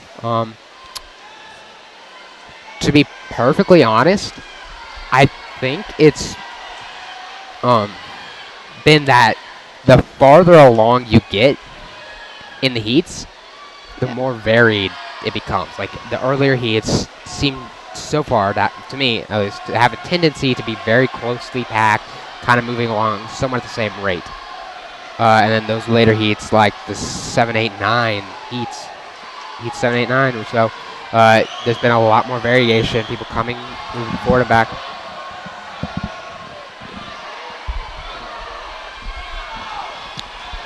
But since we missed it, for Heat 7 for the guys and Heat 4 for the girls, lane 4 for both of them won. That was last heat. That was Kent Eldridge and from Halls and Catherine Capizzi for HH Harpeth Hall, I do believe. If I'm mistaken, I'm sorry. I just got a glance at those scoreboards. And currently for the girls, Heat 5, Emily Mahan came in first for ECS in Heat 5 for the girls. And for the guys, Alex Goss in lane 4 for RAV, standing for Ravenwood, came in first in Heat 8. He came in with a time of 57.62. Where are we? Currently, Heats 6 and 9 are in the water for the girls and boys, respectively, in the 100 breaststroke.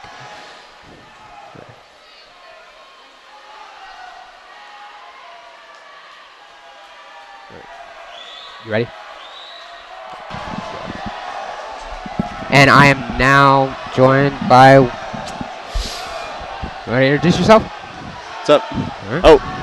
I'm Andy Higley, ready to join the action here at the swim meet. Looks like we got the breaststroke in the water right now. Heat 6. And can't really tell who's. How do we tell who's winning? And to explain to you and to explain to people who have tuned in more recently, the lanes are numbered 1 to 8. Going, when you're looking at the boys, it's from the far side towards the camera, and when you're looking at the girls, is from the left side to the right side. All right. The girls' side of the pool has 2 extra lanes on the right-hand side. Just ignore those. They are not being used at all. They are just there because there's extra room in the pool.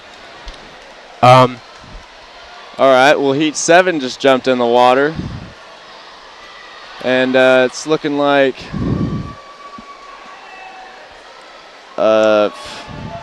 SHHS is winning right now. And to explain another couple things I haven't explained in a while,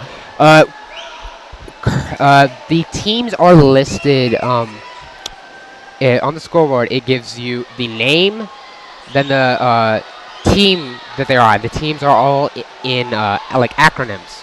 For example, University School Nashville up there right now is USN, and Nettis Jaxtus from MUS is in 6th place in lane, came in 6th place in lane 1 in Heat 9 on the right hand side, and in 3rd place Matthews Porte, I believe part of his name may have been cut off there. Is that? I'll check the heat sheet. Porter. It's Matthews Porter. Part of the names may get cut off, so we will have to check some of those. And he's from SMSD, and he had a time of 56.66, just to get that out real quick before they wipe the scoreboards. But then we have to go refer to a little sheet here that has all the acronyms and what they stand for. So that SMSD would stand for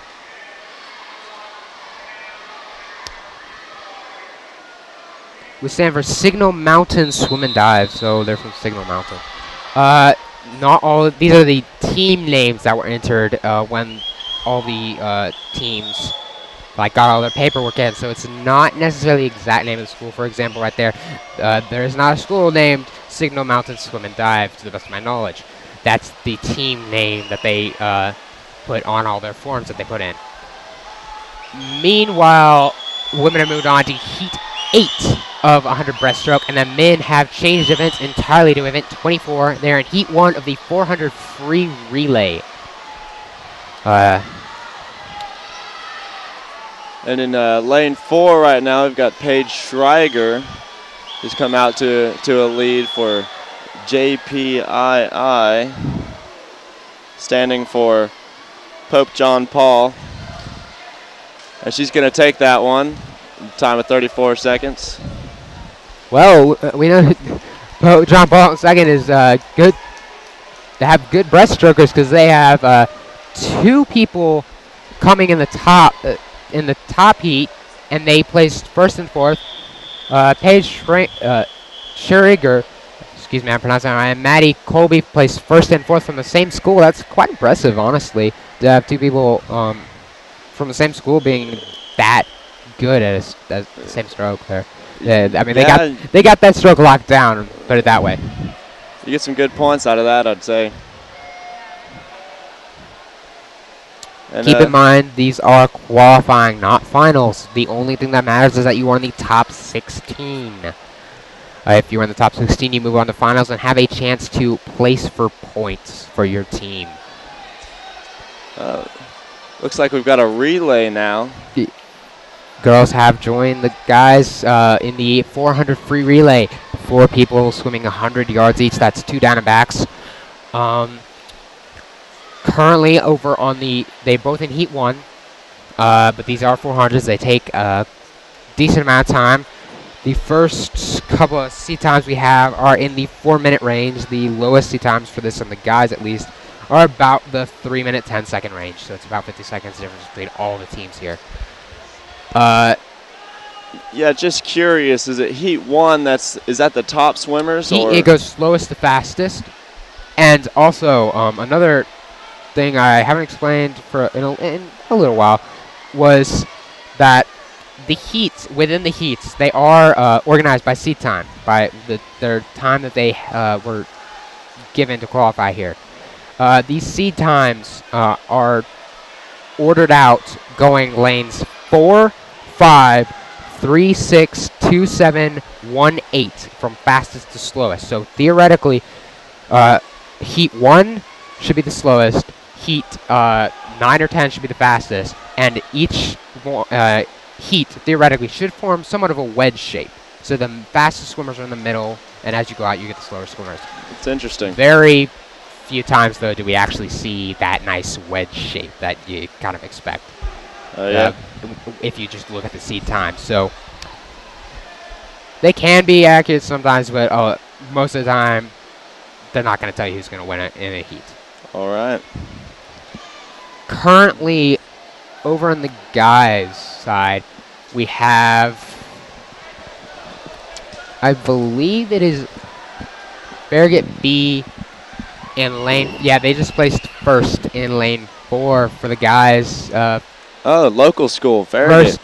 First heat of event 24, 400 free relay. Farragut placed first, 3:33.59, followed by DBHS, their B relay, placed second with 3:36.12. Oh. Those are in lane 4 and 5 respectively. DBHS stands for Dobbins Bennett High School. Dobbins Bennett. Dobbins Bennett, Yeah. excuse me. I've been pronouncing that apparently. It's a good school. Glad you're here to tell me about my mispronunciations here. Yeah.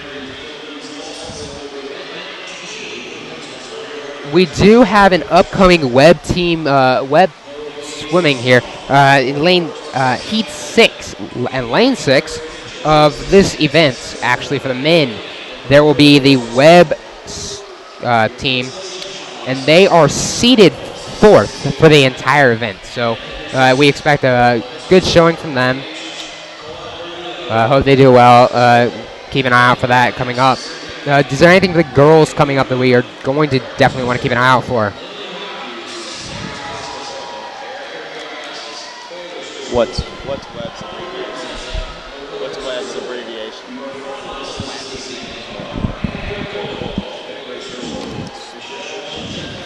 Oh, nice.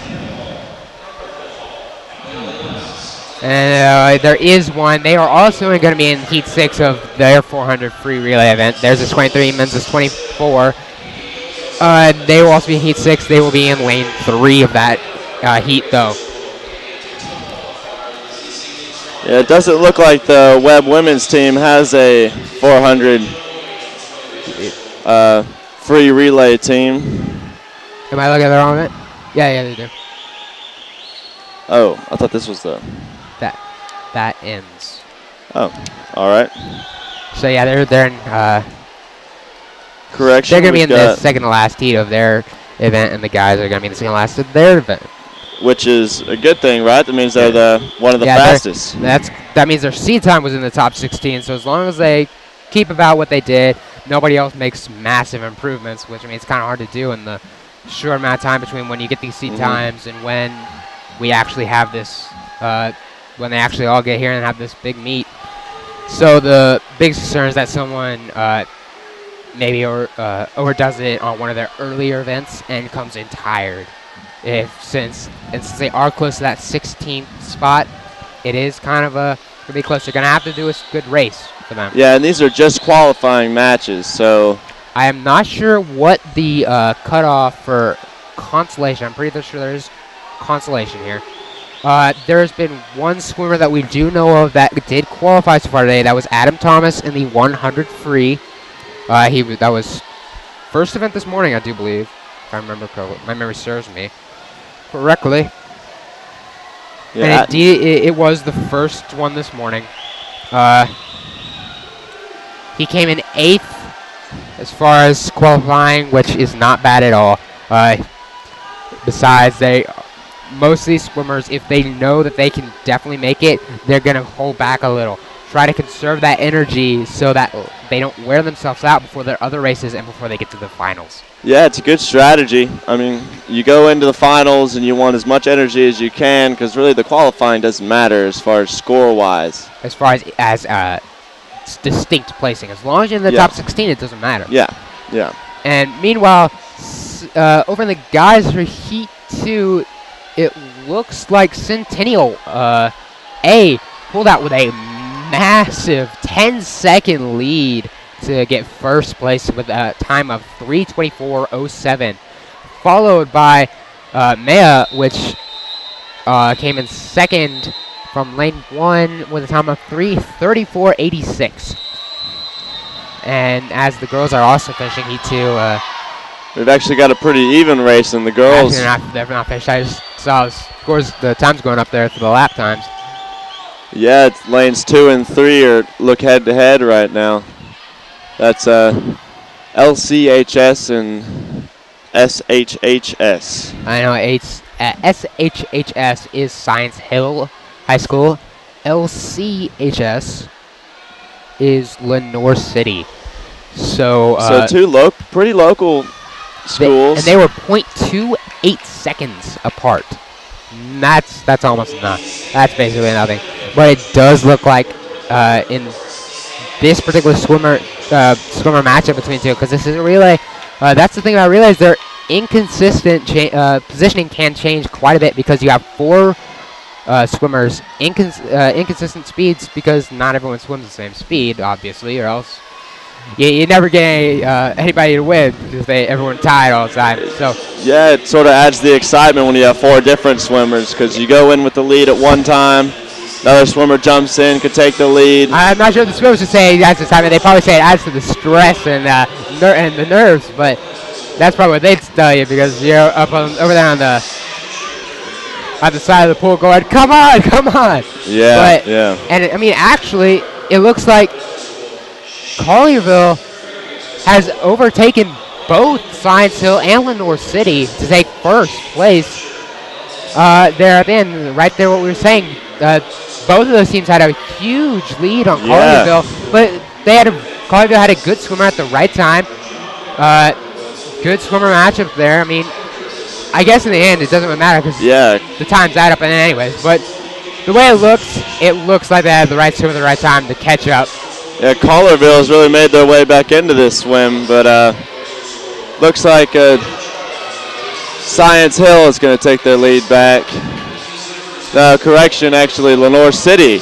Lenore City has taken the lead. Yeah. Collierville is still right on their tail, and Science Hill has fallen behind slightly, and they are almost in line with lane Science Hill 6.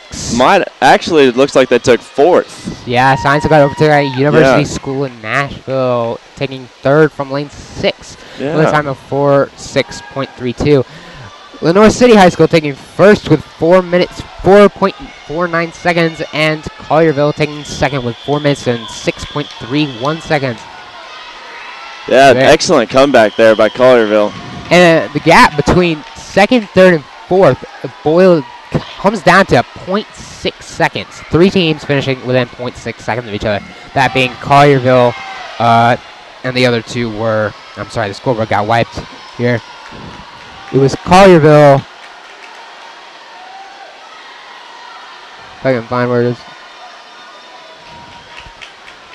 Wait, it doesn't matter that much, but anyways, so we are moving on to Heat.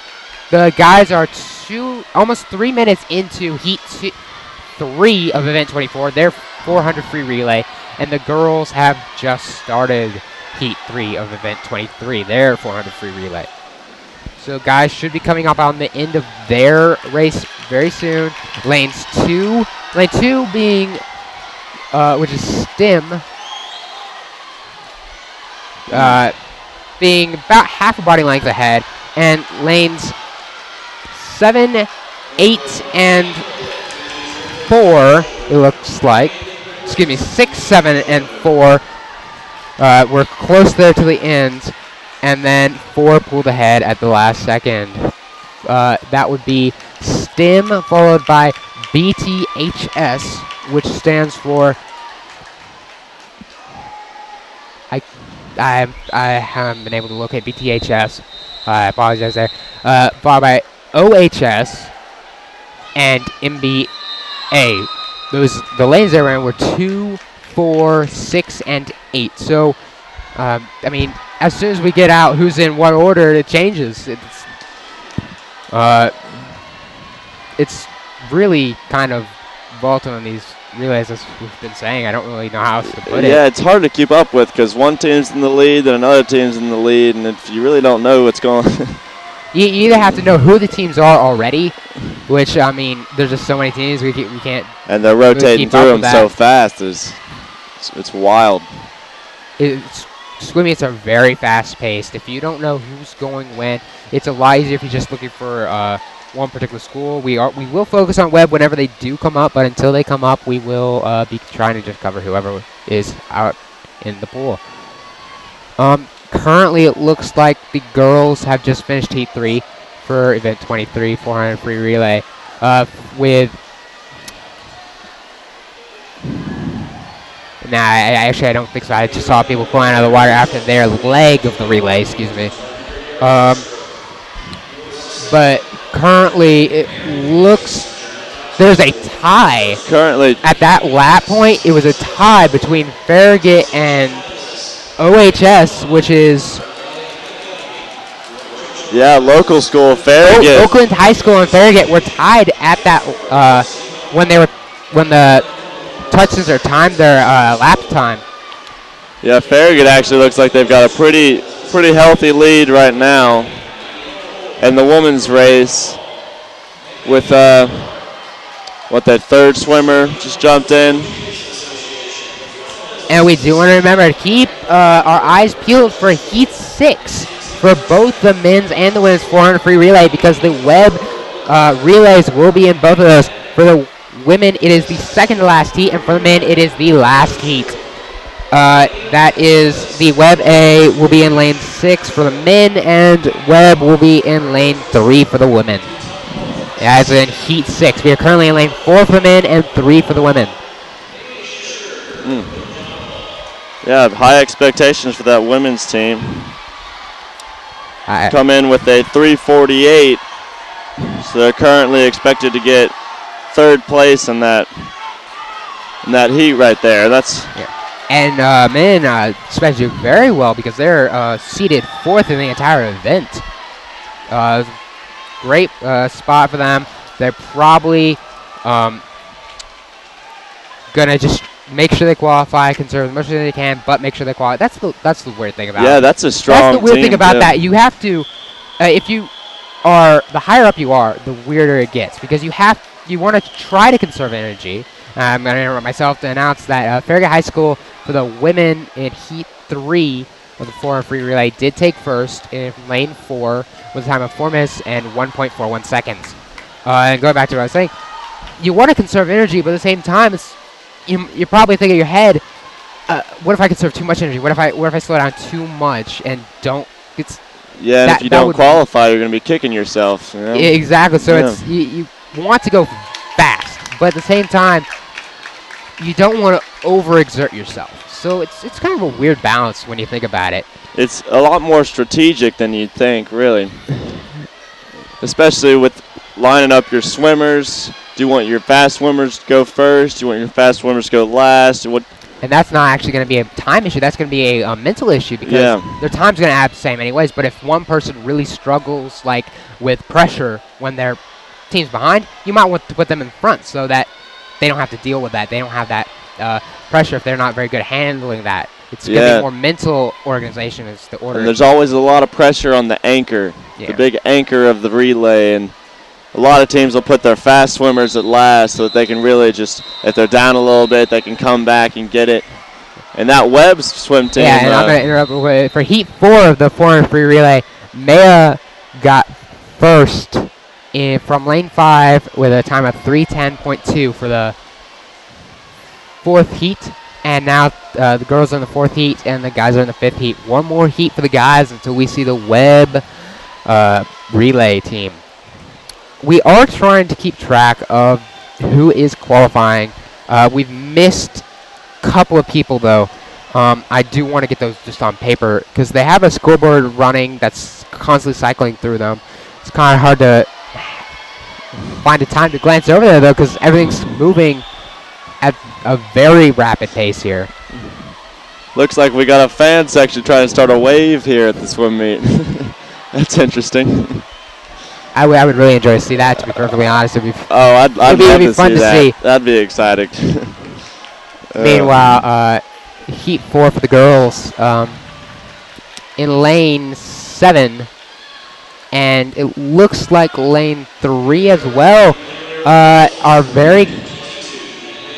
Yes, lane 3 is leading lane 7 for first, lane 7 second, and lane 3, which is STEM, is in. That's Hendersonsville High School in second, and Maya, I have not. When I found their, I don't recognize the name, but what the acronym stands for when it was put there is still just Maya. So I don't recognize the name, but that's what we're going with there. It's pretty evenly spaced, first, second, third, about 2 seconds between each. It was about 2:20 if I remember, 2:22 and 2:24. Roughly were about the times that we're on the scoreboard there for that lap time. And they're splits. Excuse me, I've been trying to figure out what that word was.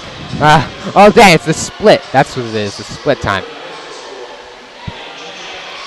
So over the guys, no real sense of order. There are people going in both directions, pretty widely spaced. I can't tell if someone's lapped there because relays, I said this earlier, very early in the morning when they were doing the 200 free relays. Relays are that race that you're most likely to get laps, people lapping others. Because it's a sprint, which means their gaps open up much faster. But it's a long enough of a race for those gaps to widen to a whole lap. For people Good point. to lap each other. And it looks like it's between lane 6 and lane 2. That's SHHS Science Hill High School. and Best High School. That's BEST. That's Bearden. And over in the girls, heat 4, Maya came in first with 3:42.00. We are almost done with the boys heat 5. Actually, we have started getting times. Farragut High School in lane 3 did come in first for heat 5 with a time of 3:15.08. They were followed by Bearden with a time of 3:21.43 and Science Hill High School in third with a time of 3:22.29. I feel like we've seen a lot of strong Farragut swim relays here and just events. I do keep seeing a couple of big one. Basically, if I learned their acronym quickly, and it's a weird acronym, they've been doing well. And that would be Bearden, Best. I don't know how Bearden comes with Best. To be really honest, Farragut, not an acronym, but oh well. And Science Hill High School, I've been seeing them quite a bit too. Yeah, that is weird. Bearden is going to be Best. It's just, it's BEST, all caps. It's an acronym for something. I'm not sure what's an acronym. It's Bearden Swim Team, probably. Because these are the team names, not necessarily school names. For instance, there is Signal Mountain Swim and Dive on this as one of these on here. That's obviously not the name of the school. It's a team name. When they file out all their paperwork, they insert a team name. It doesn't necessarily have to be the school name. So that's probably what it is now. I think about Bearden Swim Team. That makes sense. Meanwhile, heat 6 of event 24 4 and free relay, we have the Webb in relay team in lane 6. Yes, in lane 6. They are currently seated 4th in the entire event. Lane 6, you said? Yes, green cap, bright green cap. They're all wearing the green cap, except actually, I misspoke. Second swimmer for Webb will be wearing a black cap, but majority of the team for Webb do have green caps, so they're bright green too, so relatively easy to pick out in the pool, nice and easy to follow. Yeah, I can spot Liam Calloway's down there. He's not dressed up. I see Sam Parker. I see Frank gonna down go there third. in just some normal clothes, supporting the guys swimming. It is slightly difficult for us to tell who is in each of these relays because it is not listed on the heat sheet. It's just Web A or Web B. We are trying to figure out by just appearance down there on the pool side, but they're all wearing caps and identical swimsuits. Yes, So that makes it a little bit more difficult. But Webb is currently in 4th with Sam Parker about to jump in the water. they look to be behind. That's about where their seat time was, so it's looking like they're doing decent. They don't want to overexert themselves either to try to beat these teams. They have no need to beat like NBA or Bearden or MUS, which are the 3 teams ahead of them. The order being NBA, MUS, and then Yeah, Sam Parker's going to Bearden. hold 3rd right now. He's got another down and back to go. And right now it's looking pretty good for the Spartans. yeah, he's very close to 3rd, which is Bearden. MUS, if you will let me check is Memphis University School. We've been seeing them too quite a bit. Yep. Not quite as much as like Bearden or Science Hill or some of those other ones. Baylor that I has a mentioned lot earlier. too. Yeah, we have seen Baylor quite a bit today. And here comes John Meyer in the water. Team leader, probably one of the best swimmers out there. Definitely very quick, essential to the Relay. and to the team. He's got a lot of talent when it comes to swimming. Practices a lot, and you can really see it. Order really hasn't changed much. It's still NBA, Memphis University School, and Bearden, and then Webb. Although Memphis University School and Bearden are starting to get much closer, Bearden is catching up to Memphis University School. And on that turn, they overtook them. They overtook them on the flip turn right there. Very nice flip turn there by Bearden's team. And they are now pulling into the wall for the last time. And it will be Montgomeryville Academy, Memphis University School, Bearden, and then Webb. Times for NBA will be 3:09.15, and those will go range to Webb's time of 3:16.28. And we actually had the women's Webb relay just jump in the water. It jumped in lane water about a 3. minute ago. So their first leg is just now getting out of the water as we speak, really. In a pretty comfortable 4th place right now. Actually, take that back. Not really comfortable at all. It's very close. Honestly, if you're in this heat, this is the fastest heat. It is the last. No, actually, Second. For the men, it was the fastest heat. So for the men, at least, as long as they stay close to that first place team, I don't think you really have a problem, because that first place team in the last heat is almost definitely going to qualify. There's almost no doubt about it. So as long as you're close to them, I think you're pretty safe as far as qualifying. For the girls, they are in the second to last heat. They are within their seed times are within the 16 team qualifying cutoff. So you have to be in the top 16 times for an event to qualify for finals. And right now it's looking like they're in 5th place with, can't really tell you what lane it is. Flags in the way. They're the 3rd lane, and lanes 4 and 5 being just a hair, literally 0.6 6-7 seconds ahead of lane 4, that being Bearden ahead of Hardin Valley, followed by Catholic and then Webb. Yes, it is. All right, so there's a substantial gap between the first and second place teams, which are Hardin Valley now and then Bearden.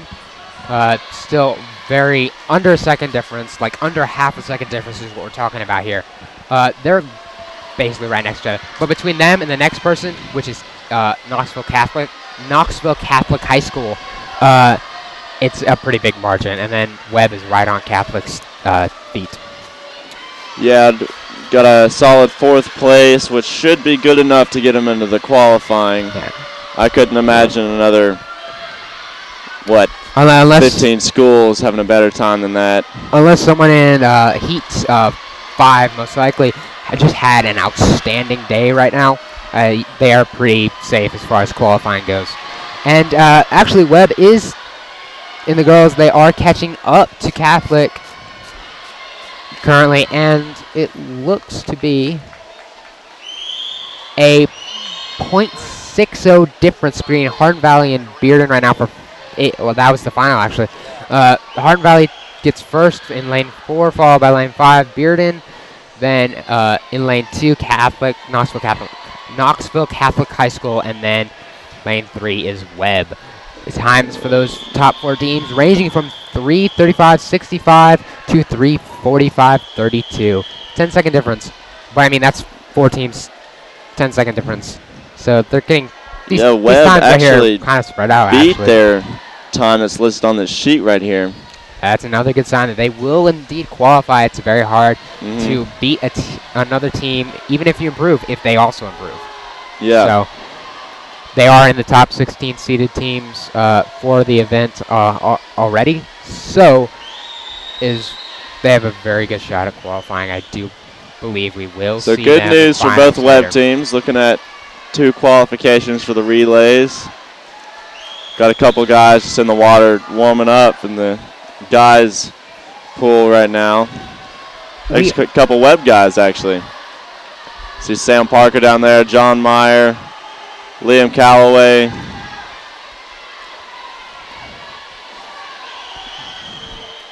Getting a couple good warm-up laps in.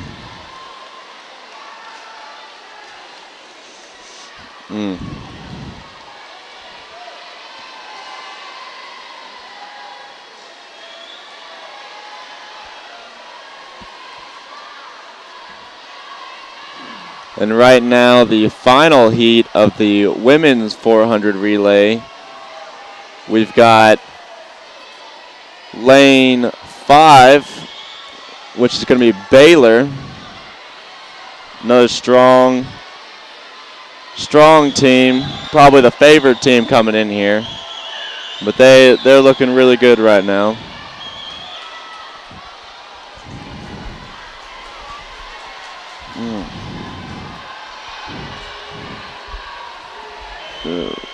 As far as qualifying today goes, we do have one qualifying time. Not time, but we have one person who we do know has qualified. Adam Thomas came in 8th for the 100 free. There are quite a few other people we are watching. It is kind of hard. They have a scoreboard up that's rotating through the placements for different events. But it is kind of hard to find a time to look up there, and I do believe that we have missed some events that they already showed up there and are no longer showing up on that scoreboard up there. It's just kind of hard to find a time to look up there because the swim meet moves very quickly. It's one heat and then out of the water, next heat in the water. Actually, they're doing flyover starts, I believe, if I remember seeing this. And that's where you don't actually, when you finish a race, you do not get out of the water. The next person will jump over you for their start. Only time this does not apply is backstroke, because obviously you need to be in the water to start backstroke, so they have to get out anyways. Yep. So if you'll notice when people are finishing, they are not necessarily getting on the water. If you have I've seen a couple people who have just massive leads and they have enough time to get out of water. But if it's any sort of, if it's close in any way, shape, or form, And by close, I mean if there's not like half a pool length between you and the second place guy, you're going to be staying in the water until the next guy goes. Yep. Until the next heat starts, and then you got to get out of the water fast.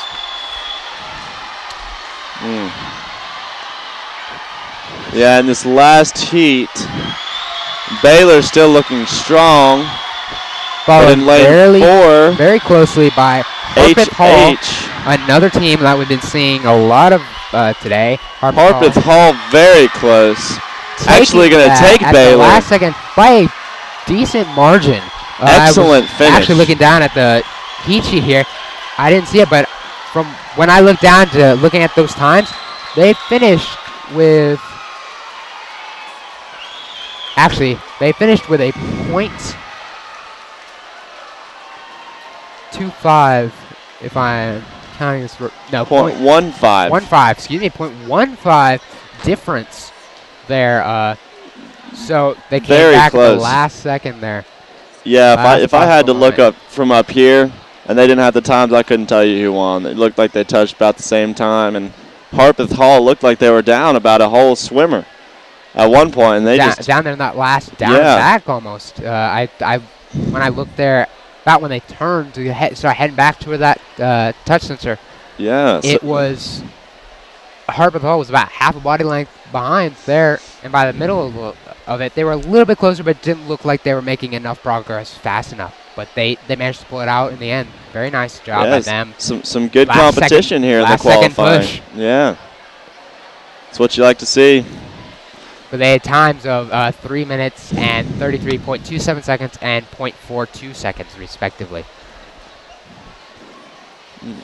Now, both sides of the center here are now in their sort of 15-minute break period that we've had one of already today.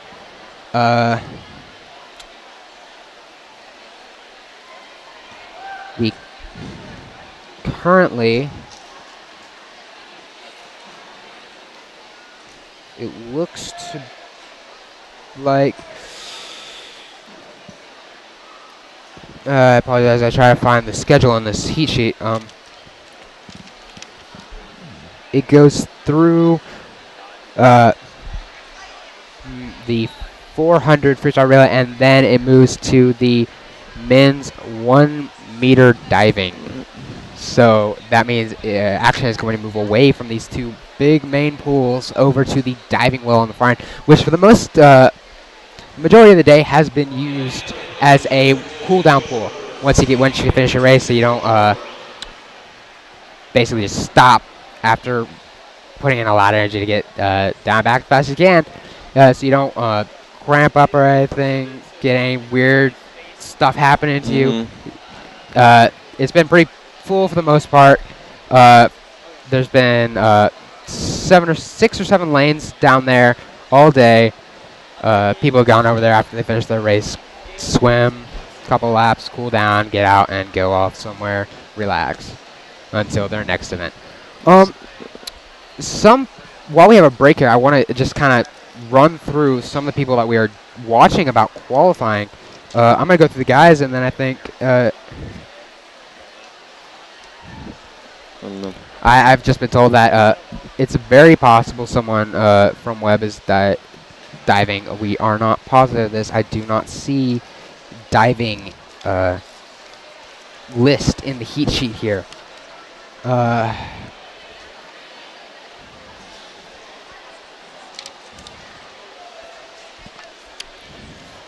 Currently, though, going back to team swimmers, that we are watching about qualifying, we know that Adam Thomas qualified. He was 8th in his event, the 100-yard freestyle. We are also definitely watching in the 500-yard freestyle. There's a couple people we want to watch. There is Jaron Cook from Webb. He was in the last heat. He came in 4th or 5th, I believe, in that heat. But he almost definitely qualified. Just want to double check that, though, before we say so. We also have Evan Pinion, who came in 1st in the 9th of 9 heats. We're actually getting the men's 400 free relay, and Webb's going to come in 9th. That would be for the 400 free relay. And then going back to where I was talking about the 500-yard freestyle, Evan Pinion, he came in first in the 9th of 9 heats. He goes to Bearden and is the son of Miss Harbison, who mans the front desk at Webb High School. So definitely want to keep an eye out for him. We also have a extra person we're especially watching for, and that is Daniel Hayes for Collierville. He was in the 8th of 9 heats. I believe he was 6th or 7th in that heat, so it's going to be close whether he qualifies or not, but we hope he qualifies. He has a family from Ohio listening to the broadcast right now. So that's kind of nice. We're glad we could bring, let's see him swim live like this through our broadcast. That's why we do this. We're glad to broadcast it for you. So we're definitely going to want to watch him as well, since we were told he has family watching the broadcast today. Also, in the 200-yard freestyle relay, there's a Webb, for the men, there's a Webb team that we are watching, see if they qualify or not. For the backstroke, for the 100-yard backstroke, we are watching, see if John Meyer qualifies for Webb. He was in the 8th of 9 heats, second to last heat. If my memory recalls, he did decently well in that one. Should qualify. Once again, we want to see the times first, though, before we say anything certain. Couldn't imagine John Meyer not qualifying, really. He's just got so much talent. I don't doubt it, but before we say anything, we do need to check. 100-yard breaststroke, there was Frank Romano. He was in the 3rd of 9. He is a sophomore, though. He has plenty of years ahead of him. Probably did not qualify, but at the same time, I think that'd be kind of rough on him. He's had a very physically demanding week. Tuesday, he plays basketball as well. They've had a couple big things this week. Tuesday was the Webb Catholic basketball game. That's big rivalry here. And, I mean, he got to play in that, too. He also got injured in that game. If I remember correctly, he had to get 5 stitches or something. I think that was Troy Whiteside. I know Troy did in practice the day before. Oh, I did actually see that. He had a thing on his eye. He was injured. Yeah. He was injured in basketball. I don't know if it was in the JV game. That's what it was. He was injured in the JV game against Catholic. He actually still got to play a little in the varsity game though. That's a very physically demanding game. Very rough, physical, very tiring, I assume. And then he had 2 days of rest, Wednesday and Thursday, before he had to come here yesterday to begin the second day that state has been going on. So he was here yesterday swimming. I am pretty sure he hadn't been yesterday, I've been told. And then last night, the start of the Division I basketball tournament here began. So he also played in that last night. Yeah, actually, so we saw that game. We had coverage on it. He had major rival basketball game Tuesday, Wednesday, Thursday break. Friday, he had swimming during the day, and then basketball that last night. And then today, he's back here swimming again. So kudos to him for putting up with quite a very, very tiring week. It's a lot of work. So, as I've just been given some of the placements for some of these people, I think I'm going to finish running through the possibilities first before I move that. Just finish one to start the other. And then the last one was in the 400-yard freestyle relay. You said that you saw on that on the rotating scoreboard that they did qualify as in 9th. You said it was ninth, if I remember correctly. Yep. 9th place, so that's good. And so if we're going through here, we have Adam Thomas. He apparently came in 4th in a tie with Philip Fossey of FRA in the. He came in 4th for the 50 free. That must have taken place yesterday. So Adam Thomas going to go to finals for 2 things. 4th in the 50 free in a tie with Philip Fossey of FRA, and 8th in the 100 free. Look for him to do well in both of those. He's a great swimmer. He's actually a sophomore. Amazing swimmer for his age. Expect really good things. Great things from him today, and really amazing things from him in the next couple of years. Yeah, his sister actually swam last year. And we also have Liam. I don't have a last name. I assume it's Liam Calloway, though? Yeah, Liam Calloway. Liam Calloway, it would have been. I don't have a last name here. But he was 42nd in the 50 free. That's decent placing considering how many people are here, and almost all of them are going to be doing the 50 free. It's a very all-around event. Most people will do the 50 free and one of their more specialized events like butterfly or backstroke or breaststroke. After that, we have Jaron Cook in 11th with the 100 fly. That's impressive. So he's going to be qualifying for fly. He is a junior. Good job. Good job for him. Good possibility for him to score points as well. We move on to John. Once again, I do not have a last name. It's in the John Meyer. John Meyer. That would probably be who it is. No surprise there. He got third. Third place. In qualifying, but that's qualifying. Some people probably conserving a little bit of energy. He was probably conserving a little bit of energy. So what's going to happen? He'll probably do very well. What exactly he'll place? That's up for grabs, definitely. Yeah, hopefully, if he could get in that top 1, 2, 3 in the finals, that'd be very good for the team. Lots of points up on the board, and you can't argue with that with a third place qualifying output. That's good. We also have Evan Pinion in 8th in the 200 free. Once again, just to explain, he goes to Bearden High School, and he is the son of formerly Miss Pinion, but now Miss Harbison, who mans the front desk at Webb High School. Nice lady. I really like her. She's nice when I straggling in there in the morning. Need to get a note for class. Yeah, interesting fact about Evan Pinion, actually. He hasn't done a high school meet yet this year. He hasn't? Yeah, he's been training. He's been training with the big dogs down in Atlanta, and he's been really doing well, really getting his skills up, and decided to come and get this state swim meet. So feels like he's been conserving a lot of energy. Coming in 8th, he's qualified. I'd expect him to come in the top 3 for that event. He's very talented. With that information, I'd say definitely, and especially I saw what he when I was watching him, he did an exceptional job there. So great job to him. Hope he does well as well. And we have the 200 medley relay of Jaron Cook, Frank Romano, Sam Parker, and Liam Calloway coming in, I believe that says 21st. 21st, yeah. And that was the 200 medley relay. It looks like most of these events were events that took place yesterday.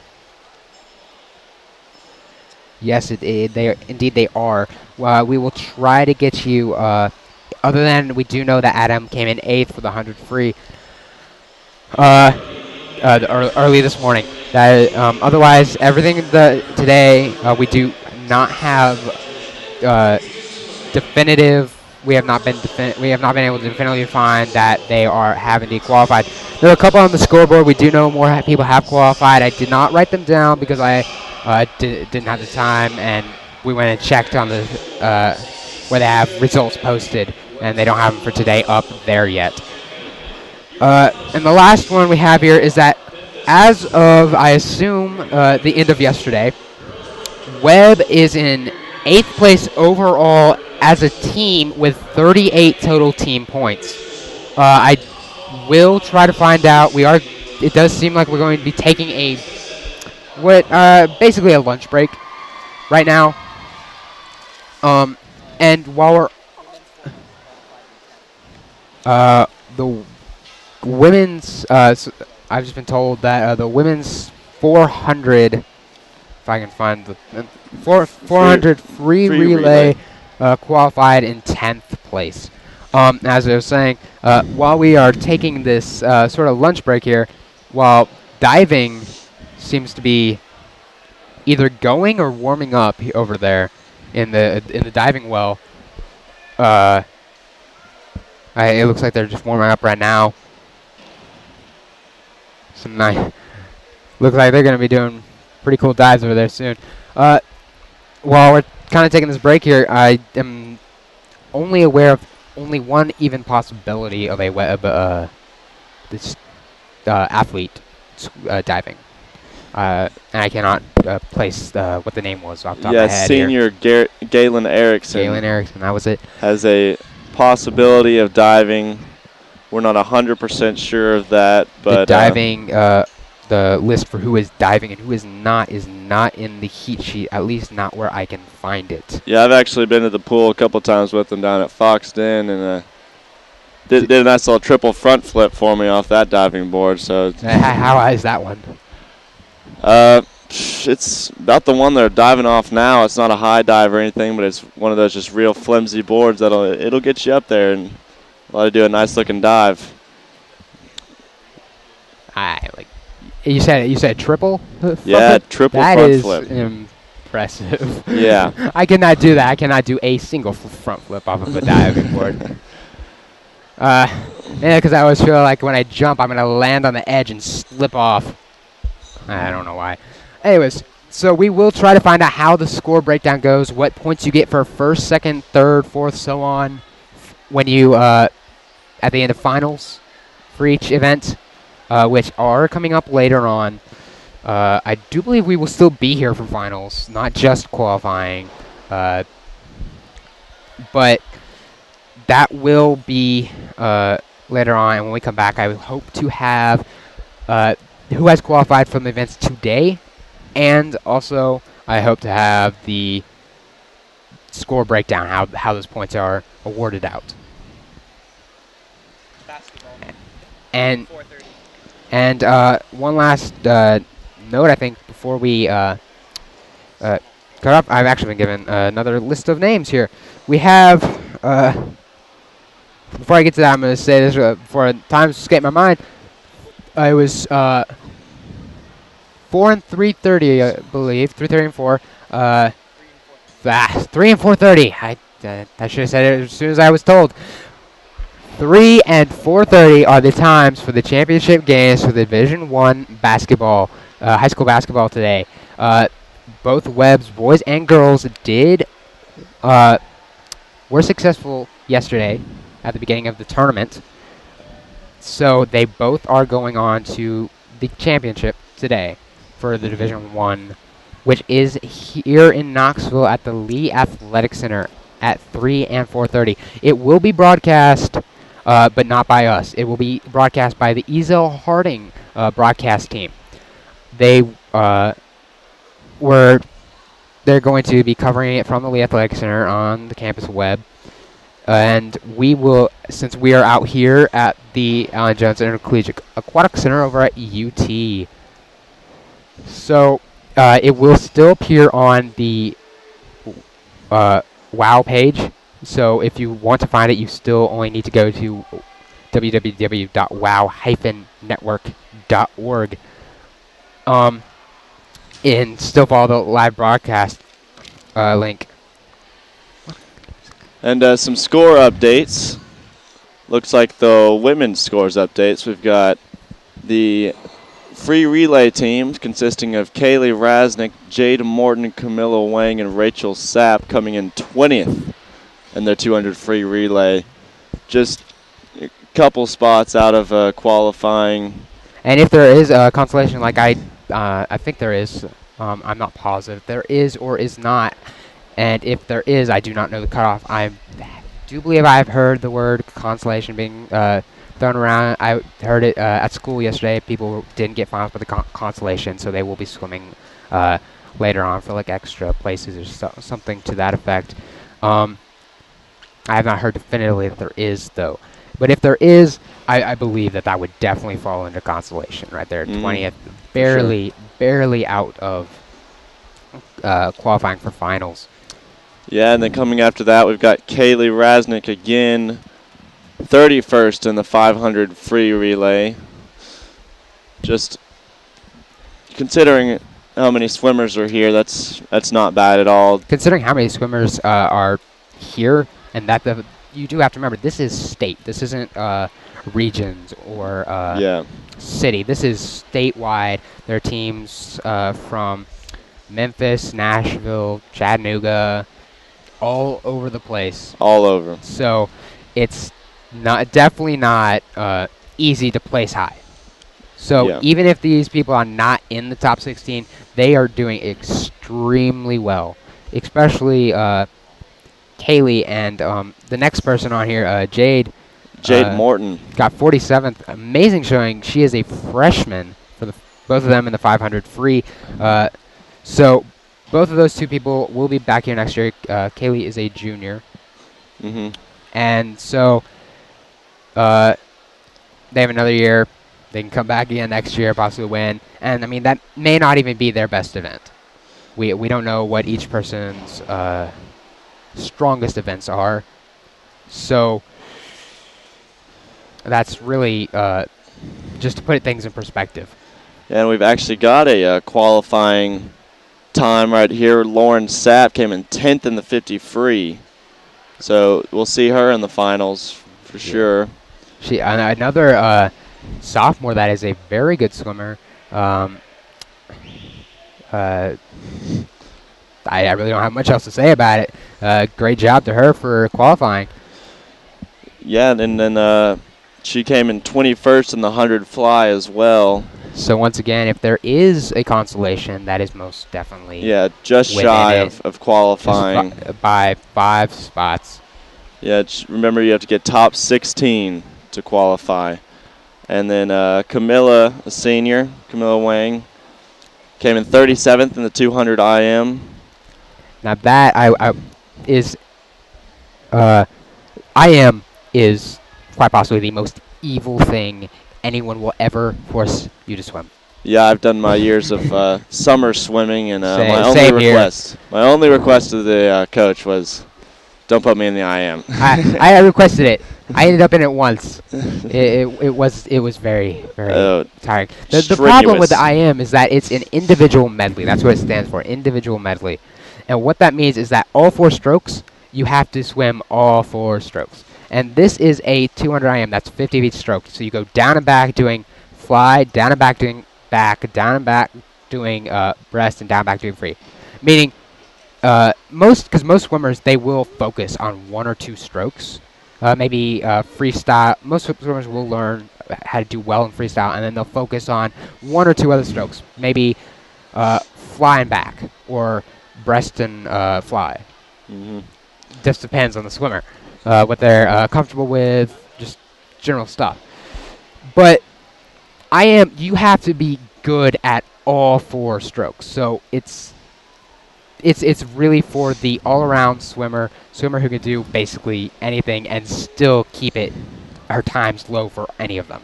Here's an exciting update. We've got Jade Morton, Camilla Wang, Lauren Sapp, and Kaylee Rasnick just squeaking into that qualifying at 16th place. Right there for the 200 medley. Excellent job to those ladies. They're probably looking at when they look at those scores, they're probably going, thank you. Right there. We just squeaked in. And that's exciting for them and the considering we've Webb seen them team on quite a few other spots on the scoreboard here. They're probably kind of tired right now. They're probably trying to conserve a little bit of energy for those finals later on. Yeah, and the team updates. We've got Webb is in 25th for the women's, and with 11 points. And the combined team score for the men's and women's is 13th right now, and they're tied with Middle Tennessee with 49 points. All right, so that's those that's those score what we have so far, and I've been requested to make a shout out to Megan Yates and Jackson Wallace for listening. They are my summer team swim coaches. So, my mom apparently got in contact with them, telling them that we were doing this broadcast, and I'm glad you all tuned in. Great to have you tuning in and listening here. Glad we could broadcast this to you all. I've been told Jackson is not listening yet. He will tune in later. But regardless, I send a shout out to you all. Thank you. What you all taught me made me able to explain all this, basically. So that's always good to have. And as we wrap up now, we will come back after this break with the next part of the with finals at 6. So there's a very large break here. And while you're waiting, head on over to the www.wow-network.org at 3 and 4:30 to watch the boys and girls basketball teams fight for the Division I basketball tournament championship. That will be hosted by the Ezel Harding broadcast team. Hope they do a good job, but it will still be on our page. Thank you for listening, and we will join you all later.